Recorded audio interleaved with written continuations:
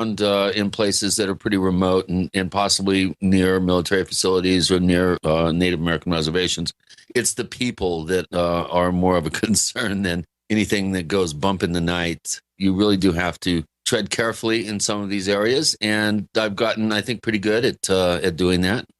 I don't have any qualms at all about being anal probed or abducted or something. All right. Let me ask you a question here, and I'll tell you why I'm asking you this question, all right? Now, listeners know that I probably have never seen a UFO, or maybe I did once back in the late 60s.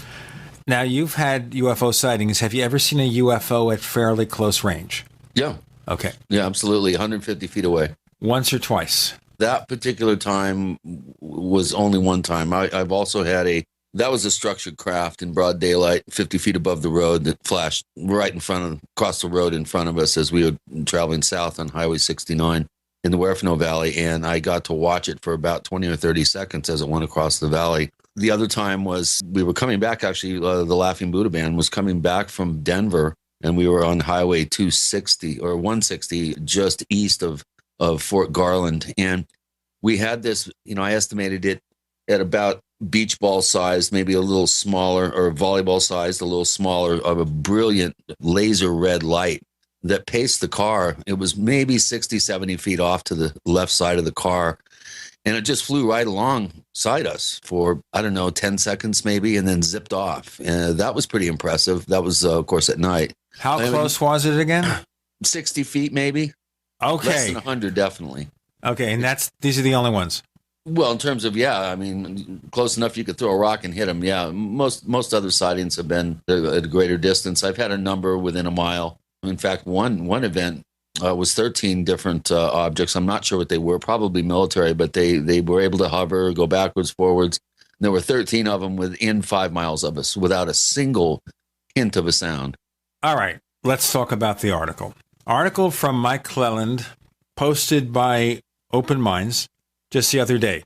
It's headlined, "The Possible Unsettling Implications of UFO Sightings." And he has interviews with a number of UFO abduction researchers, including Dr. David Jacobs, Kathleen Martin, and a few others. And the theory posted here, and not everyone here agrees with it necessarily or agrees completely with it, is that people who have close-range UFO sightings that are repeated may be seeing the beginning or end of a suppressed UFO abduction. Okay, I want that to sink in. Hold on, let me check my rear end here. Nope, it's all intact. No, Gene, I like Mike. I think he's a pretty interesting out of the box thinker, but I don't think you can take such a broad brushstroke and apply it in this fashion.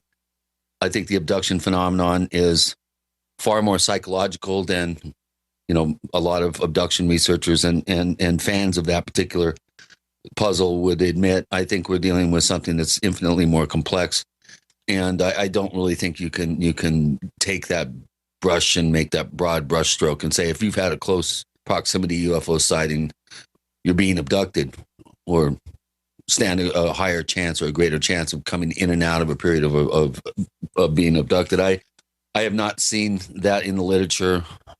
I haven't encountered that in my own work. So I of course, I have to read the article before I can really pass judgment on it. But my inclination would be to kind of lean away from that sort of generalization. I think some people have this theory that occasionally that's true, which it might well be. But some people take the broad brush approach, which is that it has to be the same in every single case, which is always a problem. I do agree that is you just can't come up with these generalized rules of thumb like that. It just, I don't think it works. The problem always has been in the UFO field is that when we try to find some kind of general consistency, such as 5-year cycles, 7-year cycles, whatever, suddenly the UFOs come back and just foul everything up again. And yes, I have found that definitely. As soon as you establish what you think is a viable pattern, it tends to support that pattern until you open your big mouth and start talking about it, and then it does a 180. Right, it's part of the UFO game, I guess. That it's also something you've written about in Stalking the Trickster. The fact that there are these things happening in the UFO field, that somebody is manipulating them or something. And maybe they're playing tricks on us, but some of those tricks may not be too pleasant. But I will ask Stanton Friedman about what he thinks. Does he think that repeated close-up UFO sightings might indicate somebody's been abducted? Yeah. Well, I mean, I could see how Mike would posit that particular hypothesis. And like you just stated before, I'm sure that some abductees could report that sort of close proximity, these close proximity sighting events. There is that, obviously, that possibility. But I think in high areas of high incidence, like the San Luis Valley, or back in the 80s, the Hudson River Valley, I think it's just being in the right place at the wrong time, or the wrong place at the right time, however you want to state that. I think a lot of it is just coincidental. It's just, you happen to be returning home on that road at that particular time, and you look up and you see a huge flying triangle or something. I don't think that you're more likely to be abducted if that's the case. I think the abduction phenomenon is infinitely more complicated than that. So much more to talk about there. We have Stanton Friedman coming up this week with Gene and Chris. You're in the Paracast.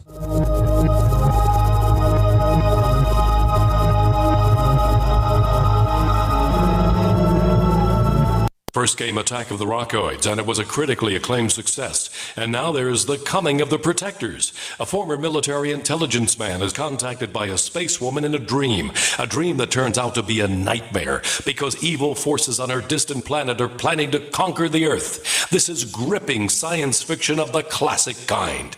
Attack of the Rockoids and The Coming of the Protectors. Find out more at rockoids.com. That's Rockoids, ROCKOIDS.com.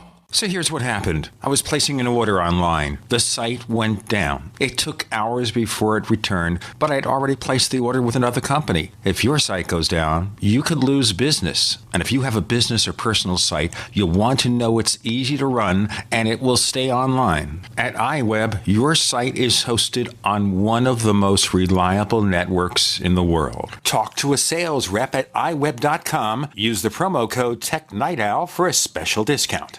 Quantitative easing, unemployment at depression levels, Europe financial system falling apart, China getting out of U.S. treasuries. At the end of 2008, the time of TARP, the national debt was at $11 trillion, gold trading around $850 per ounce. Close to 2012, the national debt exceeded $16.4 trillion, gold doubled to $1,600 per ounce. The $20 trillion threshold for the national debt is inevitable. Politicians in Washington have a ferocious appetite for spending and stimulus. What's worse, a printing press to finance. 100 years ago, we had a gold standard to limit this madness, but now you have to adopt your own gold standard. Don't be fooled with paper promises. Get Midas Resources 10 Reasons to Buy Gold free by calling 800-686-2237. Understanding the gold and silver market may be the only insurance you could have to avoiding the next economic crisis. Call 1-800-686-2237 and order your free copy. Again, that's 800-686-2237.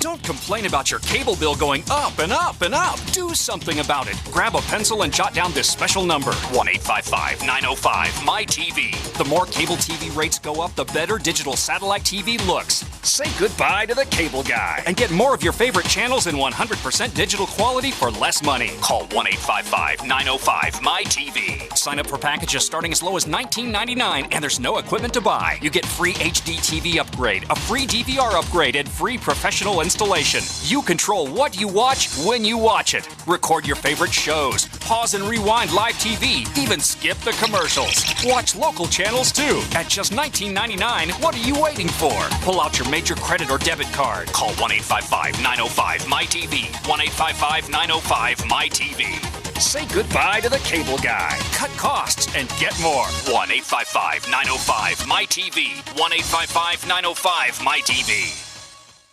Moms of America, stand up and stop taking abuse from your kids. I pledge never to let my kid disrespect me ever again. I pledge to stop letting my daughter walk all over me. I pledge to stop living in fear of my son's anger. I pledge never to feel like a bad parent ever again. Because I'm not. I pledge to stop letting my child's behavior control my home. I pledge to be a mom with kids who listen, a total transformation mom. I'm Janet Lehman, co-creator of the Total Transformation Program. We created the Total Transformation to help parents with difficult child behavior. Now I'm giving it away free. All you need to do is get the program and let us know how it works for you. We'll let you keep it for free. Call 1-800-256-7795. That's 1-800-256-7795. Call now. Call 1-800-256-7795. That's 1-800-256-7795. We'd like to hear from you. If you have a comment or question about the Paracast, send it to news@theparacast.com. That's news@theparacast.com. And don't forget to visit our famous Paracast community forums at forum.theparacast.com. He's raring to go, folks. Stanton T. Friedman is on this week on the Paracast with Gene and Chris. Now, I just talked to Stan for about 3 seconds, and he sounds, this guy is 80 years old, which used to be old. Now, what is it, 80 is the new 50, Stan? Well, new 50, new 60, I don't know. I don't care. So just tell our listeners briefly what happened there. You had a mild heart attack? Yeah, on June 27th, family reunion was the next day on the 28th, and I celebrated the night before by having a heart attack. I got taken to the hospital and interned. I spent a week, a total of 2 hospitals, had a couple of stents put in. I was never really ill. I was bored at the hospital, didn't have much to do. I read 4 books at the one down in St. John. They had a library selection. And I've been doing fine. I was not bedridden. I was not sickly. I don't have as much energy as I did before, but we'll catch up on that. I plan to be lecturing, at the end of August and early September and in October. And it's all on my website, www.stantonfriedman.com. Well, we're really glad to hear that you're going strong and that we hope you'll be doing this when you're 95. What I'm hoping for, both my parents lived to be 90. So, with a later generation, I should be able to get to 95. Why not? But I'm sorry, I thought I was going to set a record of 80 years without having spent overnight in a hospital. I was 1 month short. That's not fair. Well, that's still a pretty good record. Basically a healthy person, and I expect to continue that. Okay, so therefore we will not hold back on the hard questions, okay? That's right. Okay. That's right. I'm going to ask you a hard one right off the bat because our listeners have asked about this. Now, I know you are gracious enough to accept a lot of invitations to appear on radio shows, TV shows. You go out and do the lectures. And you were interviewed by a couple of people who run a Google channel called Third Phase of Moon. Remember that? If it's what I think it was, that was one of my least favorite interviews. Tell us more. Well, I'm not sure, but there's one program where I wasn't really well prepared because I didn't know what they were doing. I tend to take programs as they come. I don't worry about them. You don't get into the politics. No. So, was there a particular question somebody was unhappy with how I answered, or? I think the concern is that you go there anyway because they've been notorious for posting fake UFO videos that they tout as genuine. In fact, there's fair evidence. I didn't know that. Oh, yeah. And there's fair evidence they fake some of them themselves. We had one of them as twins, 2 guys who run the site, on our show. We call them the twins who shall not be named.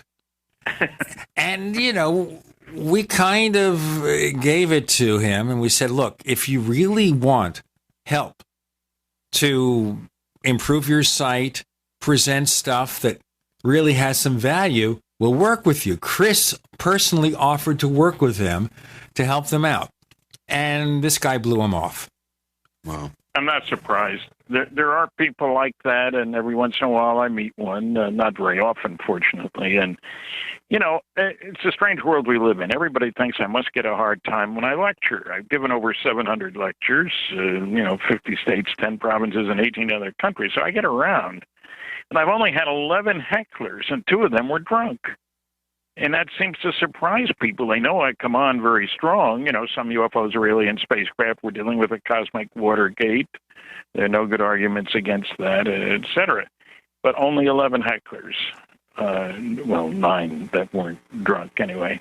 So you don't have anybody who throws a shoe at you, for example? No, I have not had a shoe or an egg. That's not a challenge to anybody out there. Not a challenge, okay? The guy is a nice man, whether you agree with him or not. Hold the shoes, hold the socks, hold the tomatoes also. Make sure they're the right size. Maybe I could use a pair of shoes. What is your size in case to get the right ones? Get some Nikes. What size? 10.5. Okay, 10.5 Nikes, folks. If you want to throw shoes at him, brand new 10.5 Nikes. Don't throw it too hard. And you got to throw both. Why not? Well, you do lectures. Chris, what's your shoe size? 10.5. Well, you see, whatever Stan doesn't use, he'll send to you. Okay. Fair enough. Okay. All right. I'm going to hit you with an interesting article that came out in Open Minds from Mike Cleland, who I'm sure you know. And it's entitled The Possible Unsettling Implications of UFO Sightings. He interviews abduction. I just saw that listed. I haven't read it all, but go on. All right. So you get the sense of it here. And he interviews people involved in UFO abduction research. And I guess the implication is that maybe some, or maybe a great percentage of instances where people have more than one close-up UFO sighting might also involve suppressed abductions. What's your sense of that? Well, I did read an article like that, and I thought some of the reasoning wasn't too well done. I mean, one guy said 100% people who've had a sighting have been abducted. Right. I think there's some faulty reasoning here. To give you an example of that, all great-grandfathers are men. That is a true statement. That certainly doesn't mean all men are great-grandfathers. So lots of people have UFO sightings. That doesn't mean they've all been abducted. And I like Kathy Martin's comment. 2/3 of the people in a survey she conducted with her co-author of a book about abductions had an observation of a UFO before the sighting. She's not saying everybody who's had a UFO observation has been abducted. It is not too surprising, I suppose, if 2/3 of those who have been abducted did see a UFO. I mean, they don't, suddenly show up out of nowhere. So that doesn't surprise me. But I didn't go along with what I heard from Joe Montaldo, who says 100%, Dave Jacobs, Pat Hopkins. I think they're way overdone. And it goes back, frankly, that early survey that was done that came up with that umpteen million figure of UFO abductees. It was a public opinion poll, basically. And if people answered 2 of the 5 questions positively, it was assumed they'd been abducted. But they had no looking at false positives or false negatives either, for that matter. And that's one thing you got to worry about with polls. They had no survey that showed that here's 50 abductees, and they all answered yes to those 2 questions. So we have no check on that, and I think the number was smaller than it really should have been. It was jumping to a conclusion based on an incomplete understanding of what was going on. We're just getting started here with Stanton Friedman. We also have tons of questions from our listeners. So this is going to be a fact-filled visit. We have Stanton Friedman with Gene and Chris. You're in the Paracast.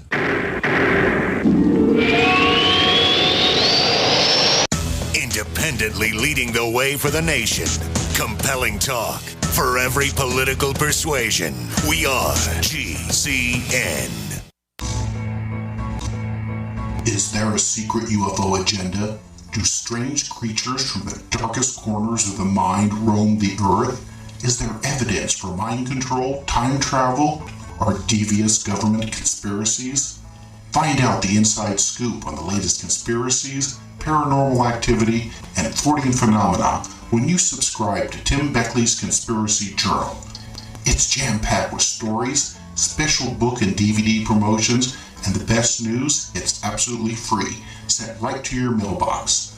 Plus, a bonus free email newsletter sent out every Friday. Simply send an email with your name and address to Mr. UFO at webtv.net. That's Mr. UFO at webtv.net. Find out what they don't want you to know.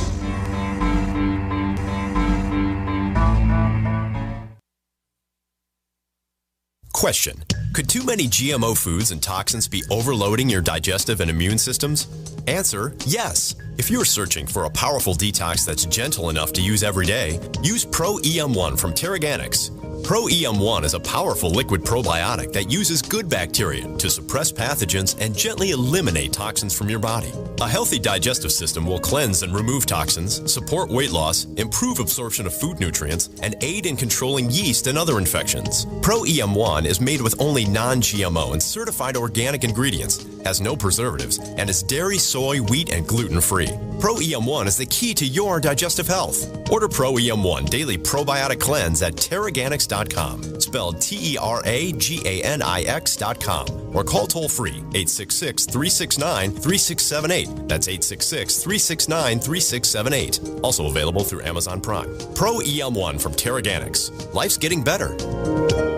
We all know that Berkey Water Purification Systems are the most trusted name in water filtration. As an authorized Berkey dealer for over 6 years and serving thousands of satisfied customers, the Berkey Guy offers amazing specials for Berkey Water Filtration Systems. The Berkey Light Systems include a set of self-sterilizing and recleanable black purification elements that purify water by removing chlorine, pathogenic bacteria, cysts, and parasites to non-detectable levels and remove harmful chemicals such as herbicides and pesticides. Order the Berkey Light System today, complete with 2 black Berkey elements for only $231, and the Berkey Guy will ship your order free of charge. With the purchase of a Berkey Light, the Berkey Guy is also offering a set of fluoride and arsenic filters for only $39.99. That's over 30% off the retail price. Call the Berkey Guy at 1-877-886-3653. That's 1-877-886-3653. Or order online at goberkey.com. That's goberkey.com today. What good is a big Berkey water filter?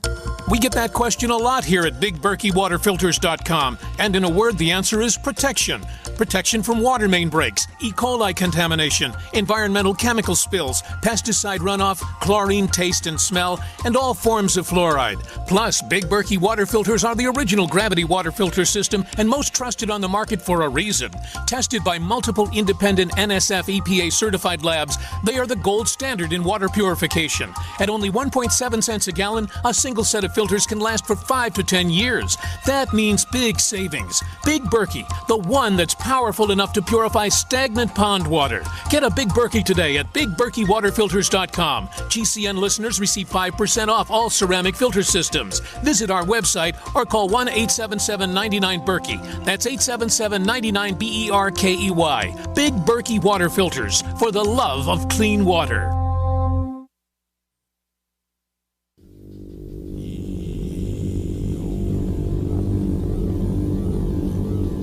This is Jacques Vallée. You're listening to the Paracast, the gold standard of paranormal radio.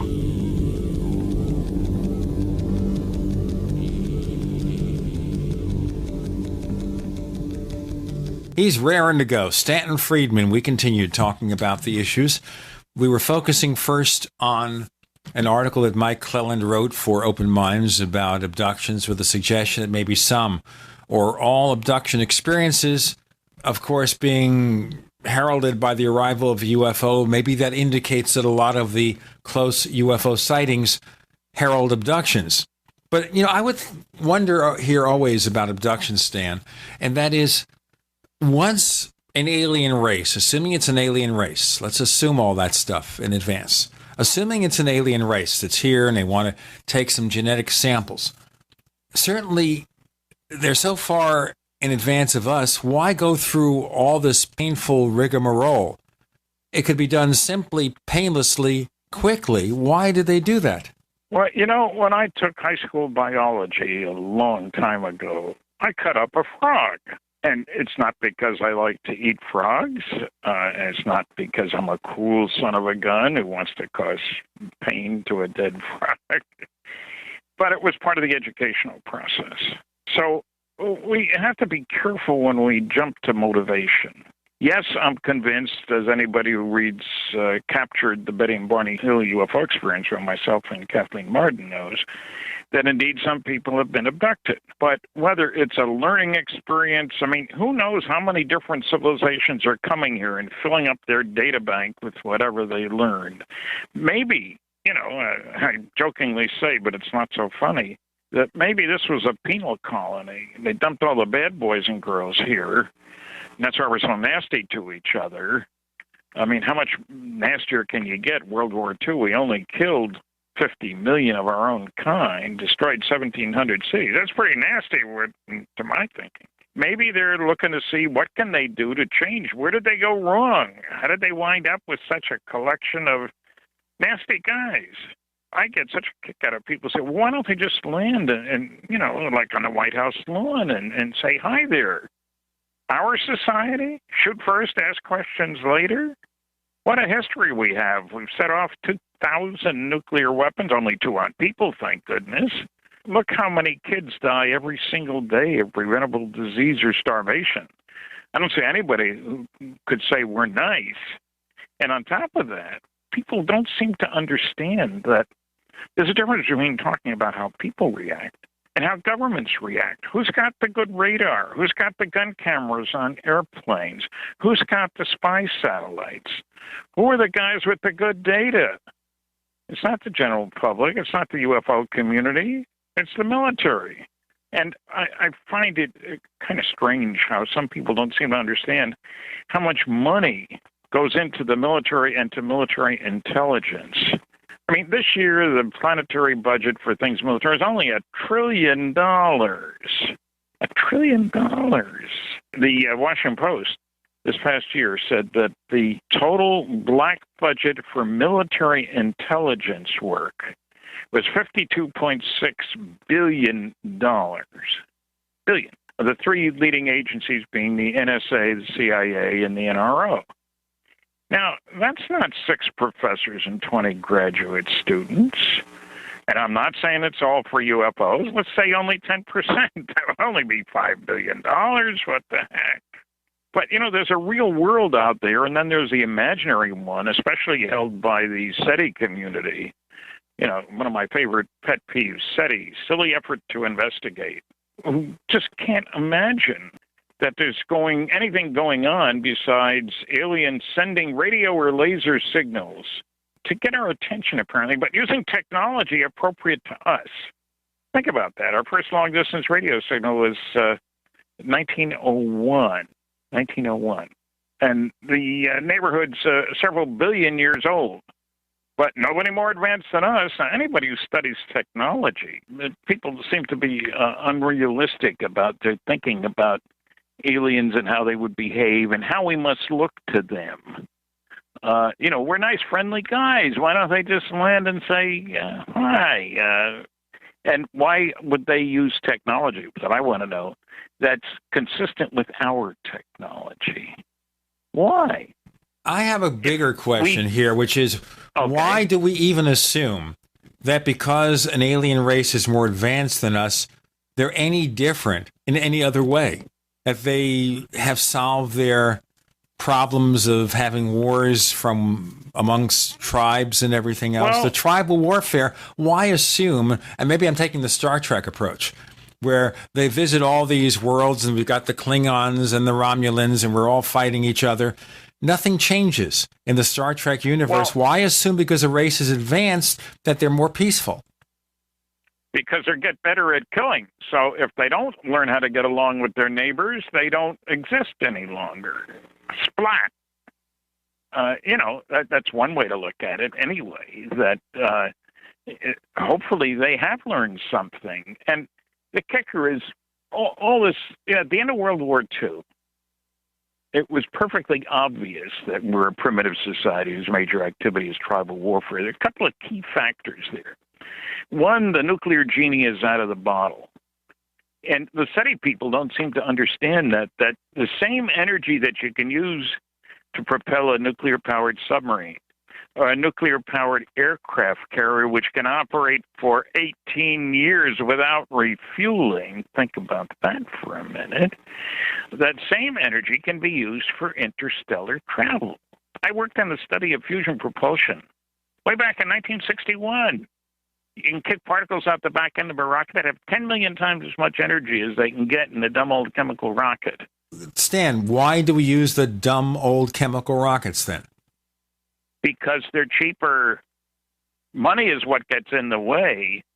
Look, to separate uranium isotopes, World War II, the Manhattan Project, the first facility, a gaseous diffusion plant at Oak Ridge, was 1 mile long, pumping little uranium atoms through a nickel facade.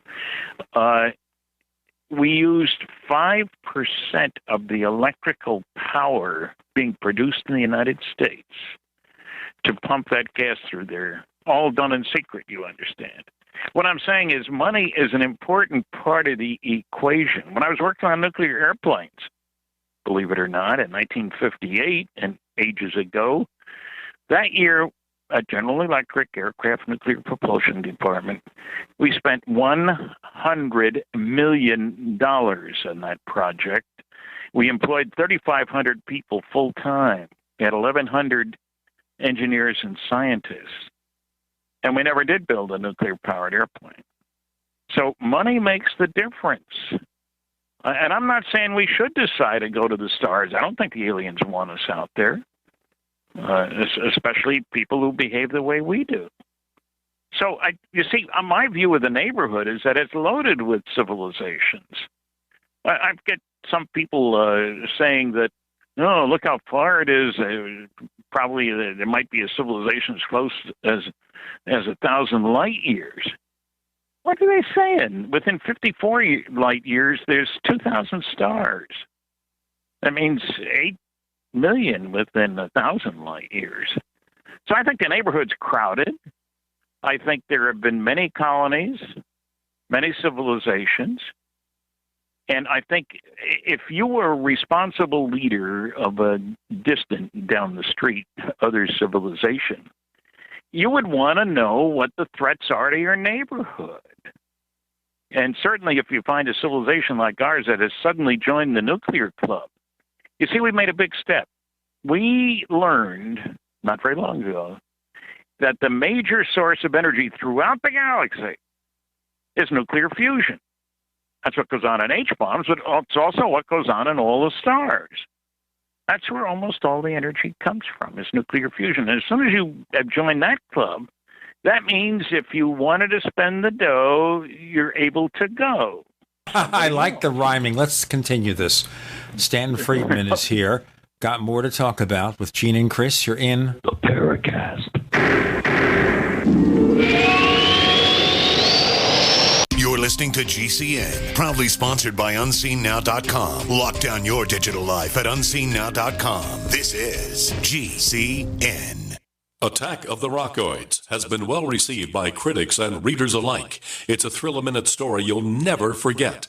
A former U.S. military intelligence officer is haunted by intense dreams about a beautiful woman pleading for his help after a terrible battle in outer space. But the dreams turn out to be true and thrust him into a telepathic love affair with a woman whose faraway planet is intent on destroying the Earth. And now the gripping tale continues in The Coming of the Protectors. It's the second book of the Rockoids trilogy, a galaxy-spanning adventure that pits our hapless heroes against powerful, fanatical enemies that threaten the lives of freedom-loving beings everywhere. Attack of the Rockoids and The Coming of the Protectors, classic science fiction at its best, available now. For more details, visit rockoids.com. That's ROCKOIDS.com. I didn't believe it. Neither did I. No way could you professionally remove unwanted hair, pain-free, and at home. My thoughts exactly. Remove my face and body hair without expensive, painful office visits? Not possible. Great minds think alike. Until I tried No Pro. Wait, you tried No? Yes, and it works. I use it on my face, legs, bikini line. We're BFFs and you didn't tell me about No? Here, this is my new No Pro. The most powerful No made. Custom treatment levels, less hair in less time, perfect for any skin type. Try it. No hair, no pain, no time-consuming expensive office visits? No, and no. For a limited time, you can try No Pro risk-free. You'll also get the facial kit and a travel case. Get weeks of long-lasting results. That's it. I'm getting a No. Great minds do think alike.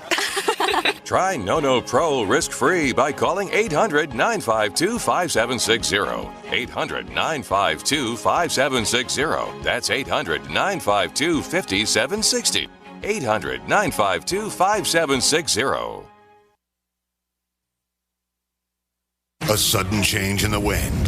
The day grows dark as ominous clouds move in and lightning begins to carve arcs in the sky. And you realize you are not prepared. I am telling you to take cover. The number of intense storms is increasing exponentially in the U.S. Tornadoes, hurricanes, flooding, and droughts are happening with greater magnitude and frequency. If you are choosing to rely on the government to save you, And no one's coming to help them. you could be dead wrong. The first step towards self-reliance in the face of disaster is a visit to MyPatriotSupply.com. There you'll find the absolute best prices on storable foods, non-GMO seeds, emergency water filtration devices, and so much more. All orders over $49 qualify for free shipping in the lower 48. Visit us online or call 866-229-0927. That's 866-229-0927 and speak to one of our preparedness advisors today. Remember, before it's time to survive, it's time to prepare. MyPatriotSupply.com.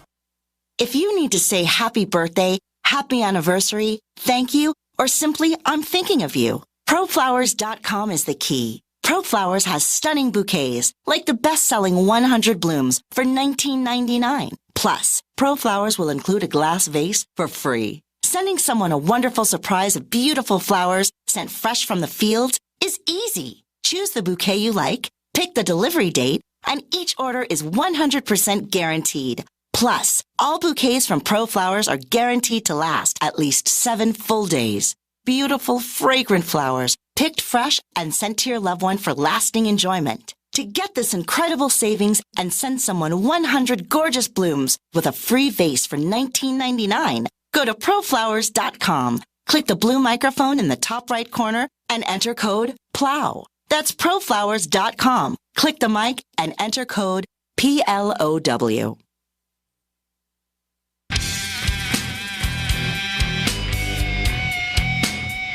This is Kurt Sutherland, the author of UFO Mysteries, and you're listening to the Paracast.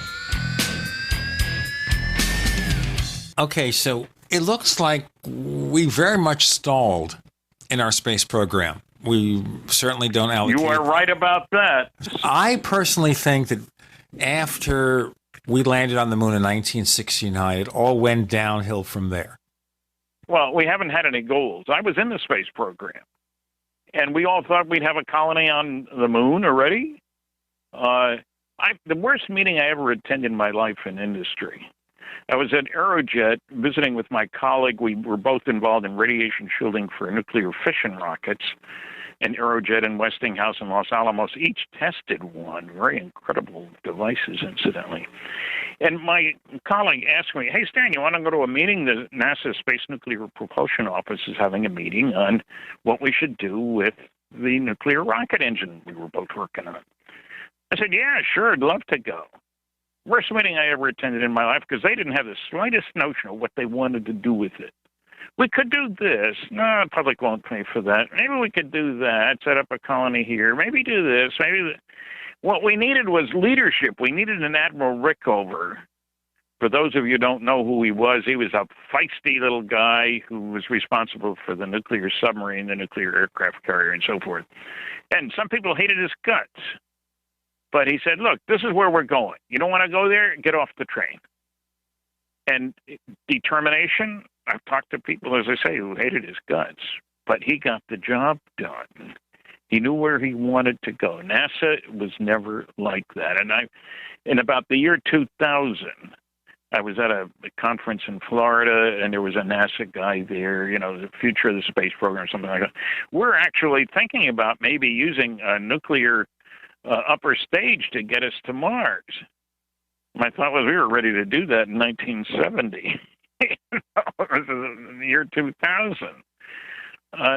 And, we have gone nuclear when it comes to weaponry. Like it or not. Look at the jump. 1944, big bomb, a 10-ton blockbuster, took a huge, in quotes, B-29 to carry it.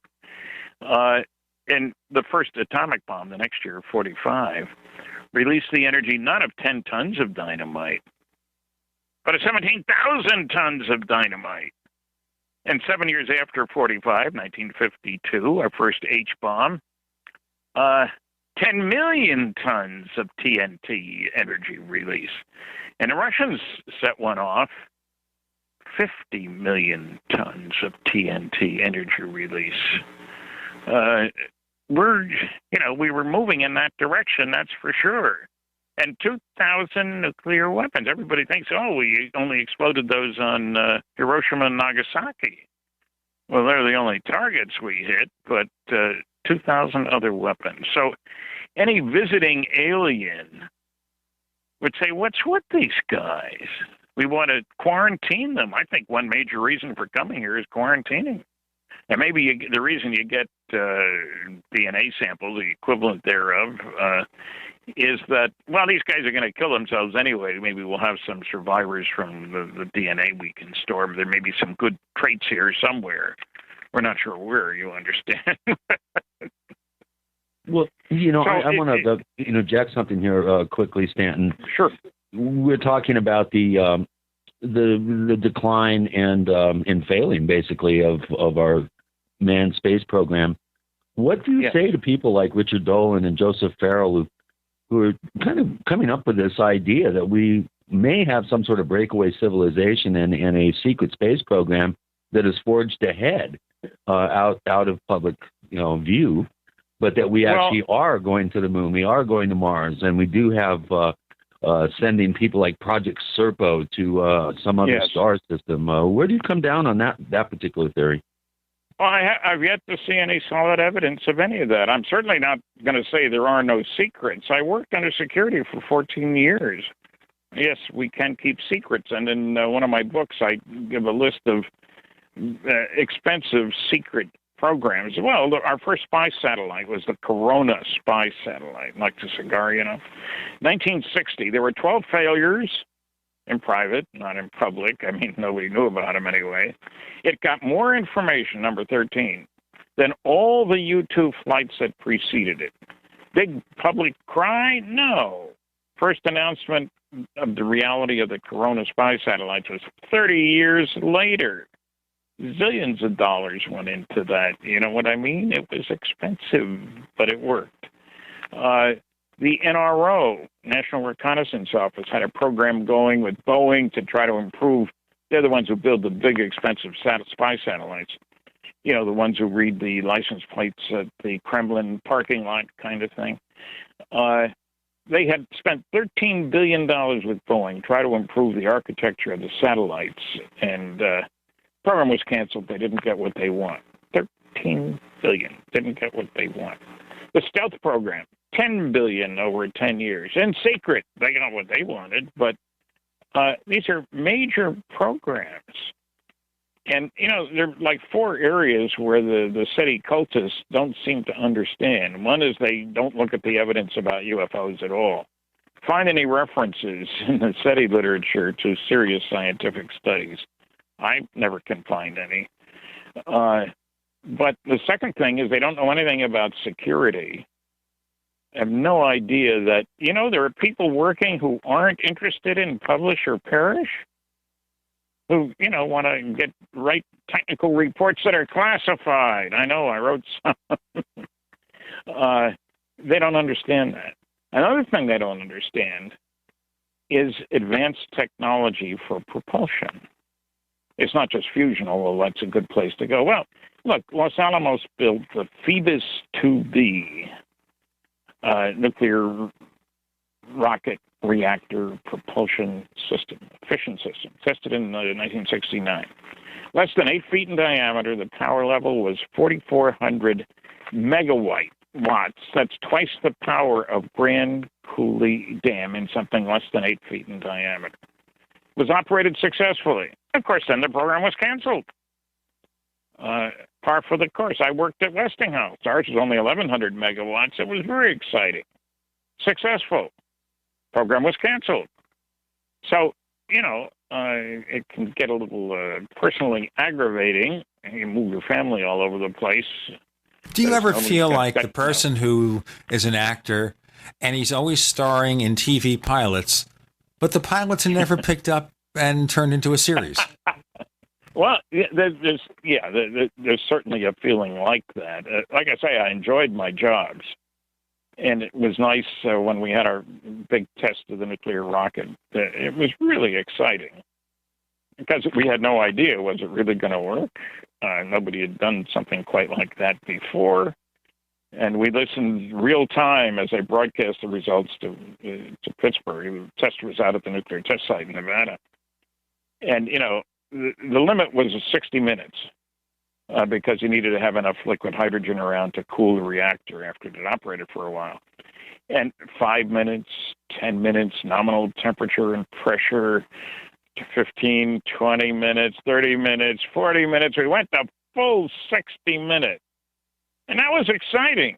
But of course, then the program got canceled within a few months. So, it's aggravating. And I've read the Serpo book, and I'm not impressed. Again, not because I don't think we can keep secrets, but I've seen no evidence to go with it in this case.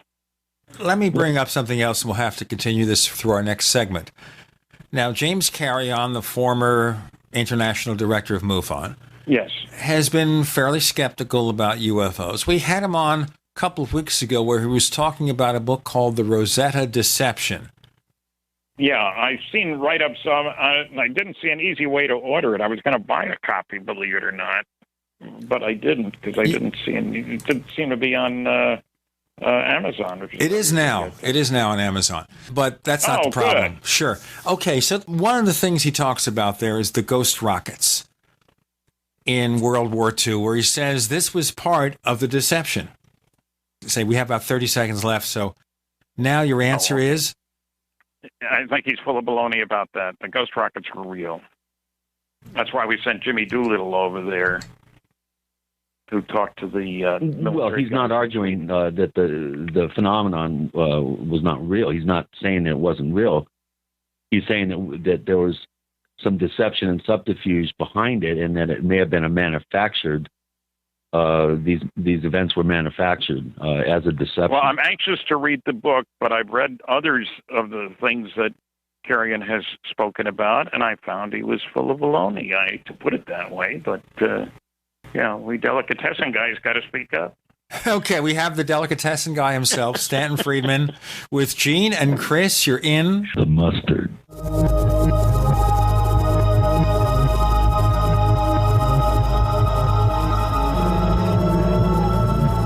Minds think alike.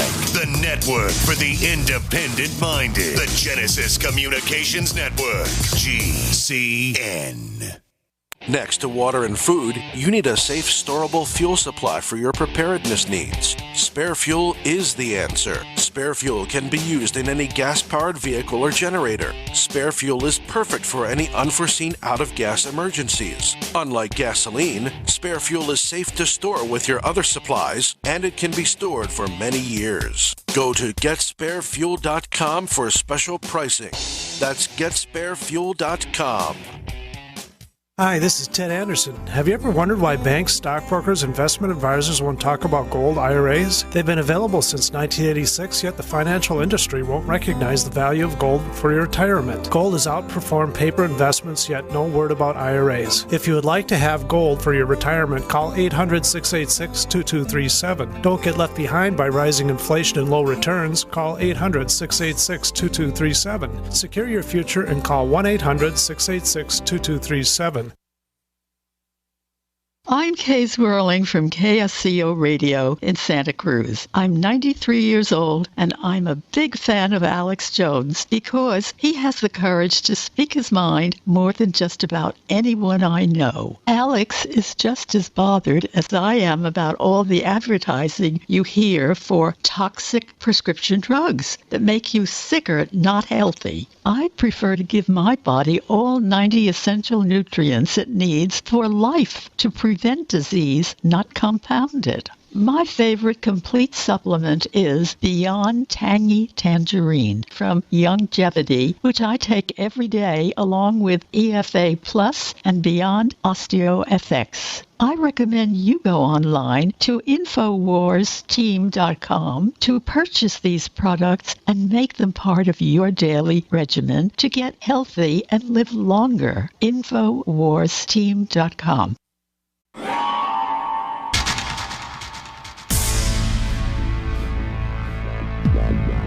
Welcome back to the Paracast, the gold standard of paranormal radio.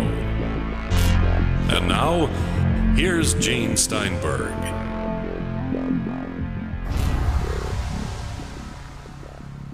On the mustard, I mean the Paracast with Gene and Chris. We have Stanton Friedman. I'll take a pastrami on club bread. Good. Okay, with a potato knish. Okay. All right. Don't forget the mustard. I won't. It has to be deli mustard, not French's mustard, the regular deli mustard. Yes. You actually, up there where you live, in the Atlantic time zone, are there decent delis, kosher delis where you live? Well, kosher is reaching kind of far here. Montreal's got fine delis, kosher delis. But there are stores where you can buy meat that comes in from Montreal. Good stuff, believe it or not. But you don't have a Katz's Deli or something like that. No, it's Victory Meat Market, which comes close. But everybody, should invite everybody to come to Fredericton. It's the capital of the picture province of New Brunswick, home of the University of New Brunswick, the oldest English language university in Canada. It's on the beautiful St. John River, and boy, was the winter a rough one last year. Yeah, really. We had a special event here. I come home from the hospital after being in there for a week, ready to go, and a little tropical storm called Arthur came charging on by and knocked down, would you believe, in Fredericton alone, 4,000 trees. Ouch. We had no power, no phones, and no internet for a week. That wasn't fun. Fortunately, the weather wasn't horrible. You know, we didn't have really high temperatures or cold temperatures or anything like that. But hard to get anything done when you don't have power.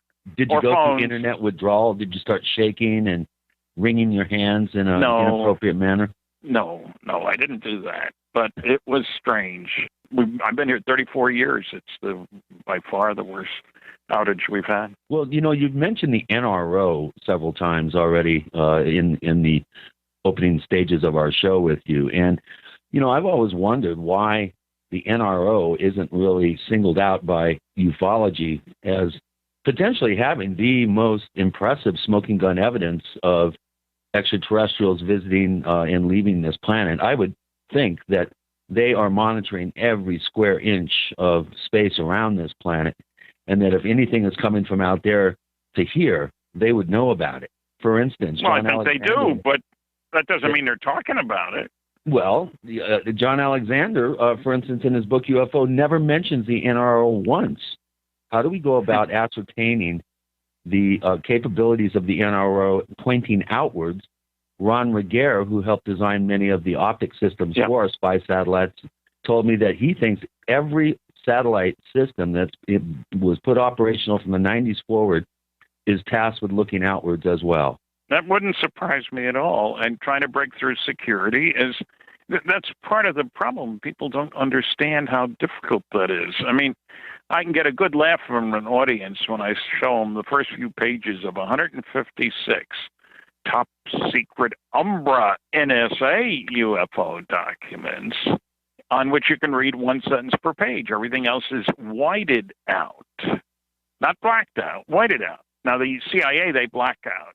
And the reason for the whiteout is because of me and Phil Klass, believe it or not. I heard the NSA was putting out more information, and I'd been showing their 20-some page top secret justification to a federal court judge for withholding the data. When I called them, I'd heard that they were releasing new information. I said, yes, because of Executive Order 12958 that Clinton signed made it tougher to keep old stuff classified. Can I get a set? Oh, sure. What's your name? I told them my name. Oh, we know about you. And I wondered, what the heck does that mean? How come? Well, Phil Klass had said that I show the blacked out version and don't tell people that it's because sources and methods information was being released. Well, I do, as a matter of fact. But so I got the whited out version, and they did that because of me. Should I be proud? I don't think so.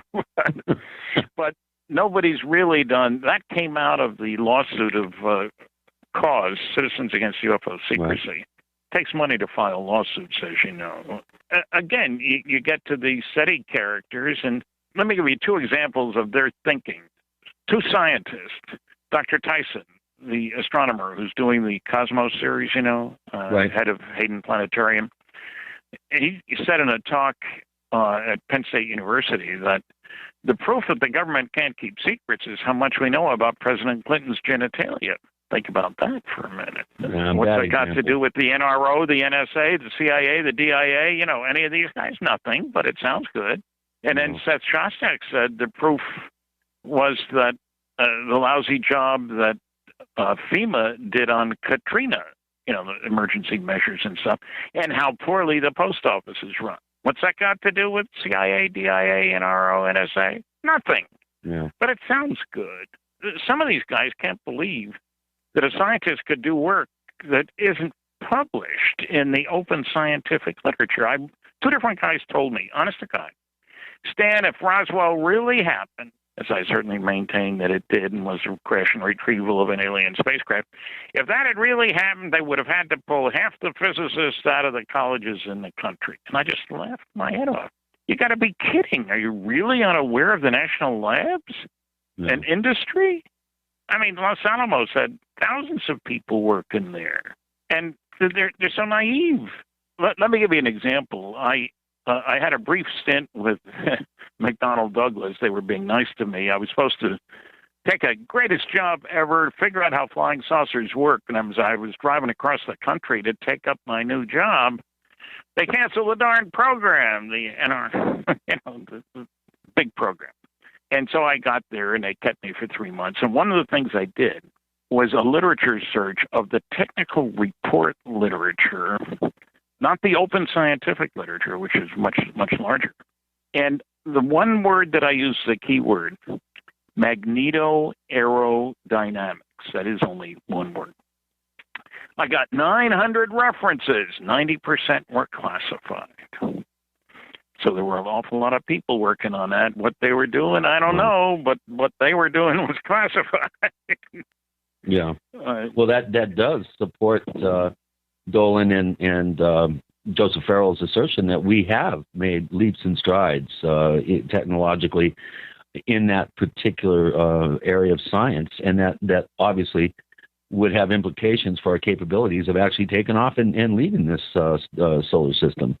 So maybe some of these programs, instead of being canceled, that's kind of a ruse, and that they're repicked up under deep classification and cover, and the work forges ahead for decades.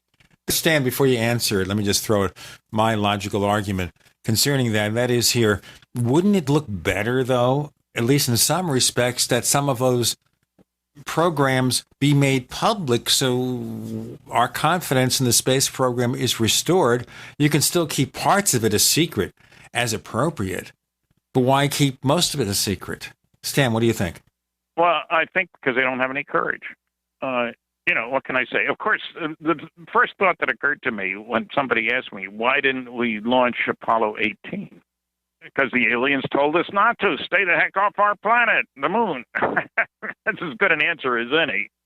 The excuse was that, from Richard Nixon, was that it was too expensive.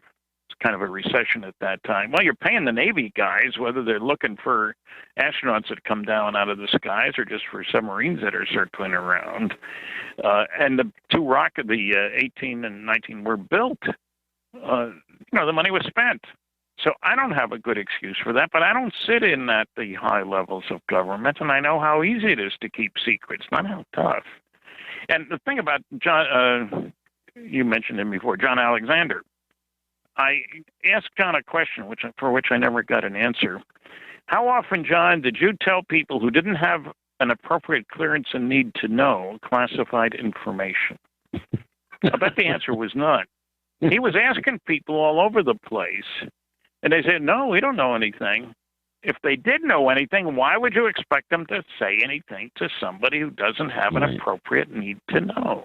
I've had people tell me I get into the MJ-12 stuff. Well, surely those guys would have told their wives. Before you answer that question, that's a good place. Okay. Stanton Friedman joining Gene and Chris. You're in the Paracast. Do you need a website? Well, you can get a great deal on hosting services with Namecheap's legendary coupon code. They're offering substantial hosting discounts on shared hosting, business hosting, VPS hosting, reseller hosting, and even dedicated servers. Namecheap is preferred by millions. It's backed by a money-back guarantee. Use the coupon code LEGENDARY to cash in on the special deal at Namecheap.com, Namecheap.com. Adam Miller here with Midas Resources. Today, August 1st, 2014, gold opened at $1295.40. A 1-ounce gold coin can be purchased for $1342.50, $671.25 for a half ounce, or $335.63 for a quarter ounce. That's $1342.50, $671.25, $335.63. Hi, this is Ted Anderson. Have you ever wondered why banks, stockbrokers, investment advisors won't talk about gold IRAs? Wait a sec. Gold and silver is going up while Congress is trying to settle on the next debt increase. And there's no end to this madness. That old 401k and IRA can be converted into physical gold without tax consequences. I explained this in my book, 10 Reasons to Buy Gold. Don't let time slip away. Call for your free copy today, 800-686-2237. Get away from that Washington spin and get honest answers about gold. 800-686-2237. The book is free, 800-686-2237.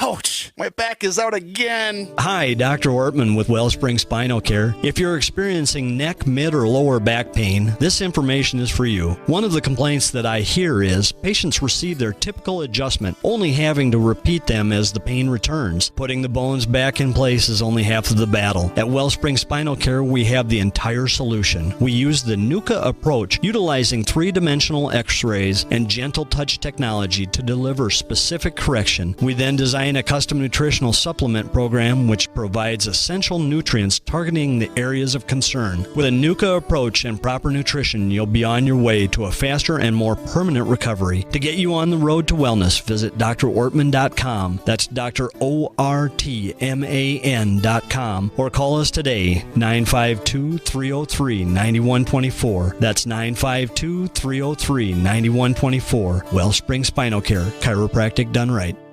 Don't complain about your cable bill going up and up and up. Do something about it. Grab a pencil and jot down this special number, 1-855-905-MY-TV. The more cable TV rates go up, the better digital satellite TV looks. Say goodbye to the cable guy and get more of your favorite channels in 100% digital quality for less money. Call 1-855-905-MY-TV. Sign up for packages starting as low as $19.99, and there's no equipment to buy. You get free HD TV upgrade, a free DVR upgrade, and free professional installation. You control what you watch when you watch it. Record your favorite shows, pause and rewind live TV, even skip the commercials. Watch local channels too. At just $19.99, what are you waiting for? Pull out your major credit or debit card. Call 1-855-905-MY-TV. 1-855-905-MY-TV. Say goodbye to the cable guy. Cut costs and get more. 1-855-905-MY-TV. 1-855-905-MY-TV.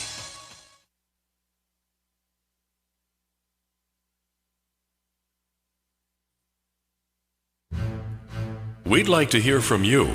If you have a comment or question about the Paracast, send it to news@theparacast.com.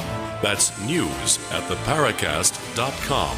And don't forget to visit our famous Paracast community forums at forum.theparacast.com. You know, I can't imagine how many TV shows I see involving spies where the husband and the wife do not talk to each other because they can't, like Covert Affairs on USA Network. There was a discussion between this husband and wife team, both of whom worked at the CIA, and both of whom would not share what they were doing because they couldn't. So, Stan, did I answer your question? Well, yeah, you've got it right. The need-to-know concept is very important. You can't control what your wife says, or where she says it, and when she says it. I never told my wife anything classified. It'd be a stupid thing for me to do. You know, who knows what she's going to, loose lips sink ships. I'm old enough to remember that. And it's true. It's something that people don't understand. Well, why are they keeping secrets from us? Because you can't tell your friends without telling your enemies. They read the newspapers, too. They listen to you guys on the radio. I hate to tell you that, but maybe somebody who listens to you might be an enemy of the United States. But oh, my. It's true. We always have this theory that somebody in our forums is really the CIA plant. Well, why not? Yes, not out of the realm of reason, boy. No, you want to know what's going on, but when you say not out of the realm of reason, some of the junk I read recently about Majestic 12 and, the Bill Moore and Jamie Chandray and Rick Doty and all this kind of stuff, people mixing in things that are inappropriate to mix. Were there all kinds of shenanigans? Sure. What's that got to do with the three primary MJ-12 documents? The question isn't, are all MJ-12 documents legitimate? The question is, are any? It's kind of like, are all isotopes fissionable? No, of course not. But fortunately, there are a couple that are.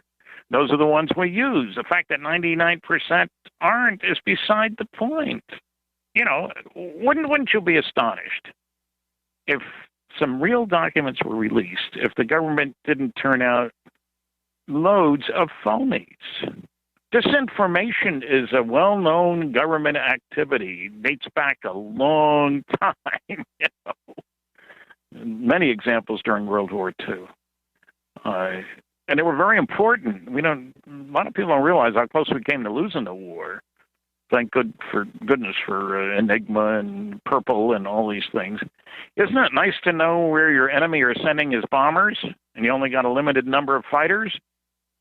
And he thinks you're well protected because you put all the right guys in the right place because you knew where the enemy was heading. That's very important, even though it doesn't give you another bullet. Disinformation. Hitler believed that the invasion of Europe was going to take place near Calais, not Normandy. The generals wanted, bring in the reserves. Oh, no. They're really coming down here, not over there. By the time he released them, it was too late. So disinformation, I know it doesn't sound like a thing a gentleman would do, but the Brits were doing loads of Well, frankly, though, whether you agree with it or not, and clearly you don't, the book by James Carrion was all about disinformation. Well, like I say, I haven't read it. I will order it now that you tell me it is on Amazon. When I looked the first time, I couldn't find it. But just the fact that there is disinformation and there has been loads of it doesn't mean it's all baloney. The stuff about Roswell or the stuff about aliens. And he and I have tangled a couple of times at meetings. And he even ignored some of the data his own people had. But anyway, I'll write a column. I write a monthly column for the MUFON Journal. And as soon as I get the book, I will read it and write a column. And judging on the past, unless James Carrion has changed a great deal, which I doubt, I think we'll find that the book itself is disinformation. How's that for a prediction? Wow. Well, he's going to be asked about it. James is participating in our forums at forum.theparacast.com. So no doubt our listeners will ask him to respond. Okay. Well, I haven't really gone into any detail yet because I haven't read the book, and I don't dare to until I read it. It's a little unfair to only go get by your past comment on it. history. Okay. Sure. Now, in announcing your appearance, Stan, our listeners asked loads and loads of questions, and we're going to go back and forth here now. Chris is going to work through a few of them. I think we've covered some of it, but maybe, Chris, you can start with some others? Yeah, and this one comes from Pigs in Zen, interesting avatar name. And he says, glad you're recovering, Stan. First of all, he has two questions. Who are the UFO researchers you admire the most? And has the data you've collected pointed toward the ETH exclusively, or do you also entertain the interdimensional theories touted by many researchers today? Well, okay. If you accept ETH, part of that, as far as I'm concerned, includes a lot of capabilities that we might have thought of as paranormal. Wouldn't it be astonishing if an advanced civilization didn't know more about telepathy, about how the heck do they go through windows without breaking the windows, being able to, transport stuff strangely. It would be astonishing if a truly advanced civilization didn't have all kinds of capabilities that we don't have. We're not a truly advanced civilization. So that's the first thing. What was the first question? That's the second thing. Who do you admire in the field in terms of investigators and researchers?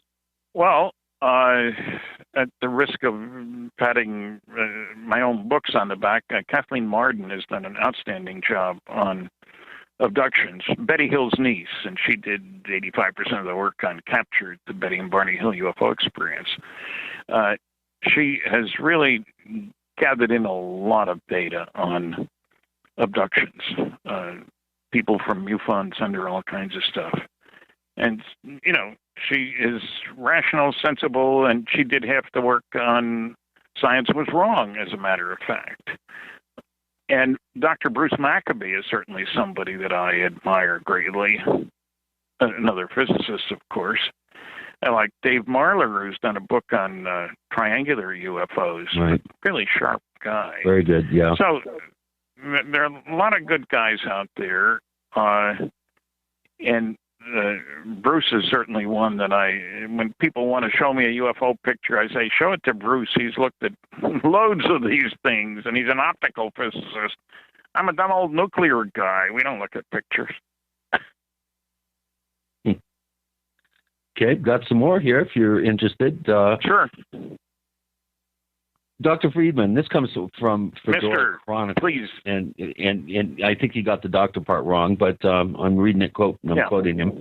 I've noticed a growing sense of anger and venom coming from paranormal deniers and debunkers to the point where they resort to insults and threats of violence, which that's new to me, the violence part. And he wonders if this is a new phenomenon or is he just noticing this for the first time? Before we have that answer, let's do our break, and then Stan gets plenty of time to respond. We have Stanton Friedman returning on the Paracast with Gene and Chris. You're in the Paracast.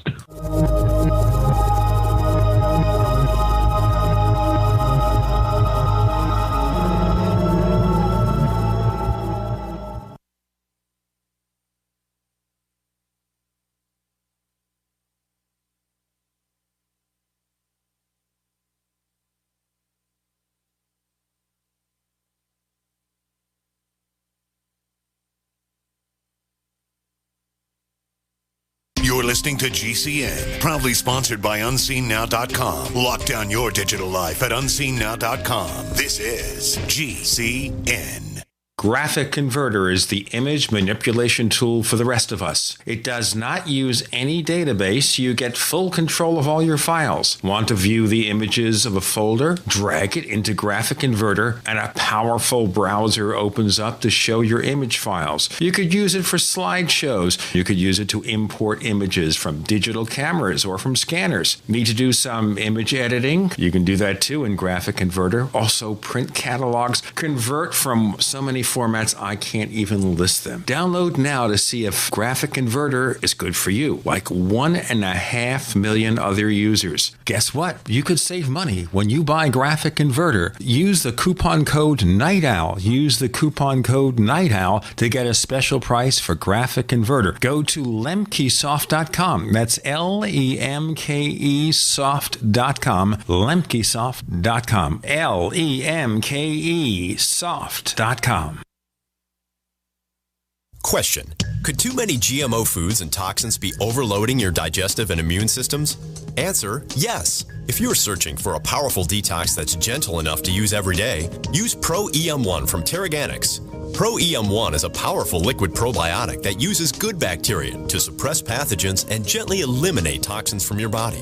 A healthy digestive system will cleanse and remove toxins, support weight loss, improve absorption of food nutrients, and aid in controlling yeast and other infections. Pro EM1 is made with only non-GMO and certified organic ingredients, has no preservatives, and is dairy, soy, wheat, and gluten-free. Pro EM1 is the key to your digestive health. Order Pro EM1 Daily Probiotic Cleanse at Terraganics.com, spelled TERAGANIX.com, or call toll-free 866-369-3678. That's 866-369-3678. Also available through Amazon Prime. Pro EM1 from Terraganics. Life's getting better.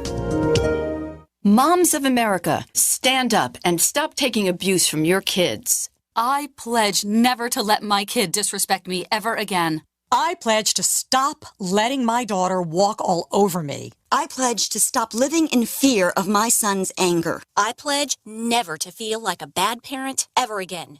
Because I'm not. I pledge to stop letting my child's behavior control my home. I pledge to be a mom with kids who listen, a total transformation mom. I'm Janet Lehman, co-creator of the Total Transformation Program. We created the Total Transformation to help parents with difficult child behavior. Now I'm giving it away free. All you need to do is get the program and let us know how it works for you. We'll let you keep it for free. Call 1-800-256-7795. That's 1-800-256-7795. Call now. Call 1-800-256-7795. That's 1-800-256-7795. Hey folks, this is Larry Crisp for BabyBoomerBackupPlan.com. I'm sure you know this economy sucks. We all realize that the American economy is tremendously unstable right now and will likely get much worse. There's monumental debt, government bailouts, stock and real estate bubbles that are primed to pop at any moment, which can flush away most or all of your retirement savings. This type of movement has enormous consequences. Virtually zero sectors of the economy are hiring and workforce participation is at record lows. Financial trouble is right here at our doorstep.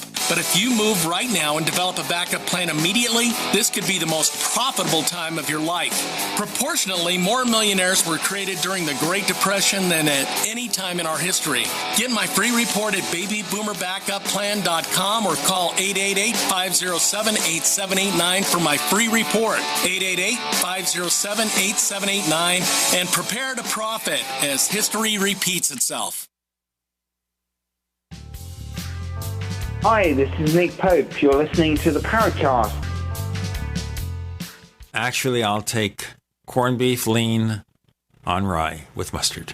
No, hold the coleslaw. Stanton Friedman joins us with Gene and Chris. Stan, before we did our break, Chris asked a question. Would you respond now? Which one? Well, he's asking that he's seen a lot of anger and venom coming from the deniers and debunkers. And he even mentions threats of violence. Now, that's a new one to me. I haven't had any threats of violence. I've seen plenty of anger. And what I have seen a lot of is irrationality, misrepresentation. The nasty, noisy negativists, as I call them, are certainly out there.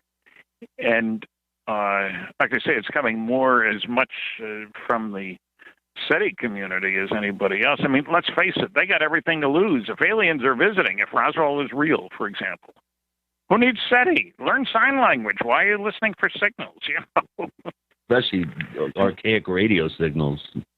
Well, yes, or even laser signals.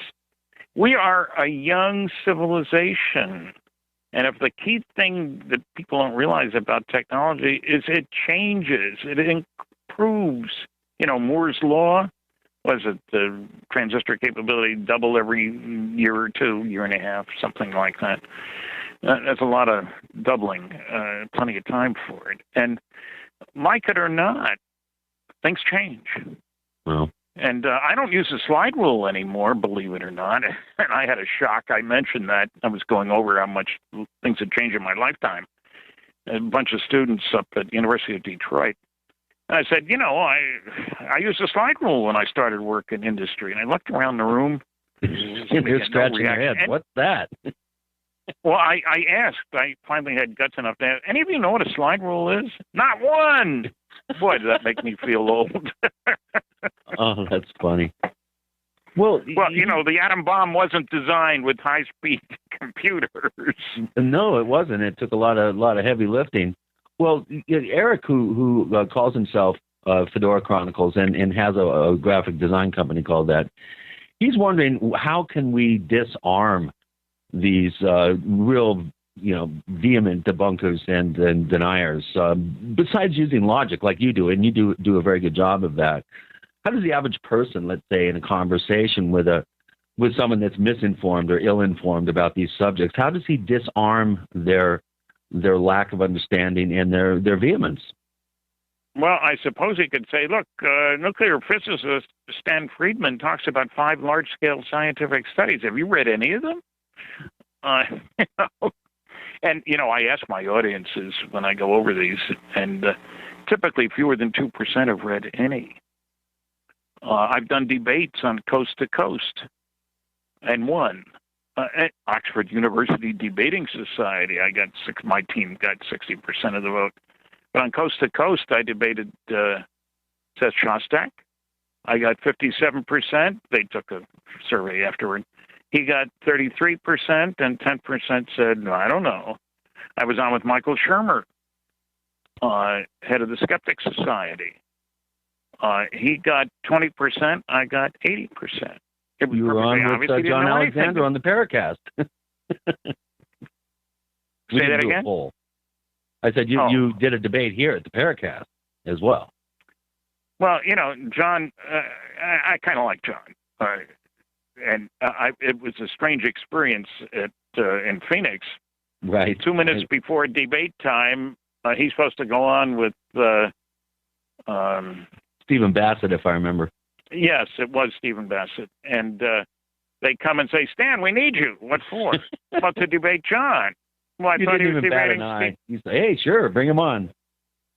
Well, I had read his book, fortunately, and John and I had talked before the debate, and Mr. Shaheen did most of the talking anyway. Yeah, a little preemptive action there on Danny's part. Yeah, but so, the thing you can do is to try to get them to, the debunkers, to reveal their ignorance, which is usually very easy. Yeah. In 4 major areas. They haven't looked at the large-scale scientific studies. They're unaware of the data on advanced propulsion systems. They have no idea how easy it is for governments to keep secrets. And so those are areas that they're really weak on. And, don't ever expect to convince any particular debunker, because there are 4 basic rules for debunk them. Don't bother me with the facts. My mind's made up. What the public doesn't know, I'm not going to tell them. Deny. Yeah, if you can't attack the data, attack the people. It's easier. And do your research by proclamation. Investigation is too much trouble. What I hate is that debunker answered, no, it's not. That's not true. No, it's not. How do you know? No, it's not. That's not true. Yeah. That's, I was in high school debating, and people ask me about giving lectures. I say, well, there are a couple of basic rules. Never lie and do your homework. Have facts in hand before putting mouth in gear. Right. It's a good rule. 2 of them. Yeah, if you don't have a command of the facts, you're going to sink fast. Yeah, and it's. I was surprised. I'll tell you frankly. I gave my first lecture in 1967. And I was concerned that somebody's going to come along who's going to blast my case to smithereens. And it didn't happen. I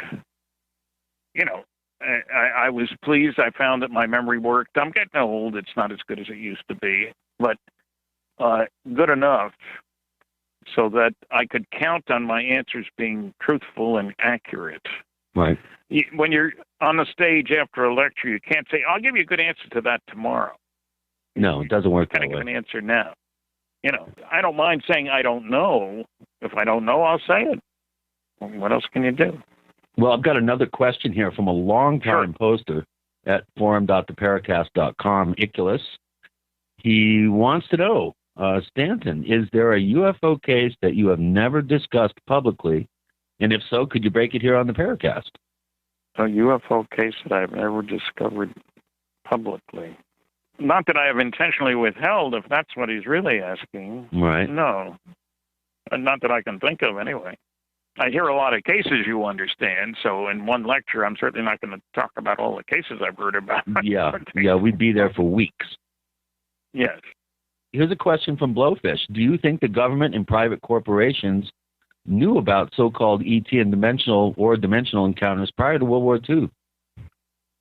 I would say offhand, no. And I when people talk about interdimensional, I don't know what the heck that means.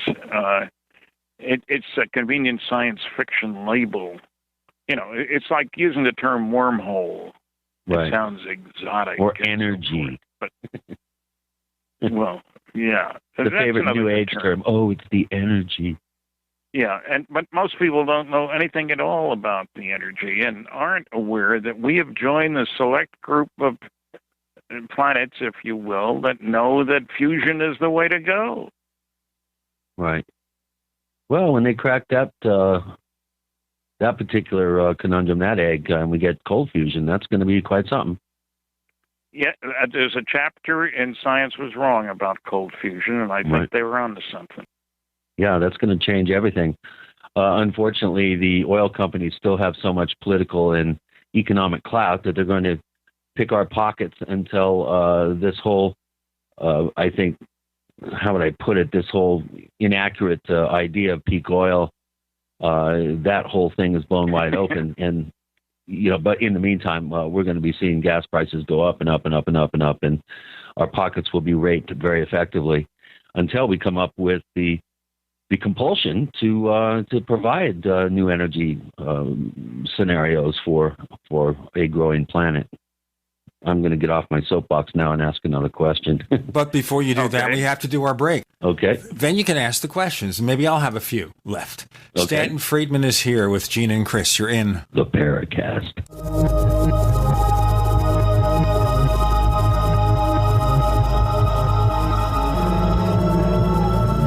Not just an alternative to the mainstream media.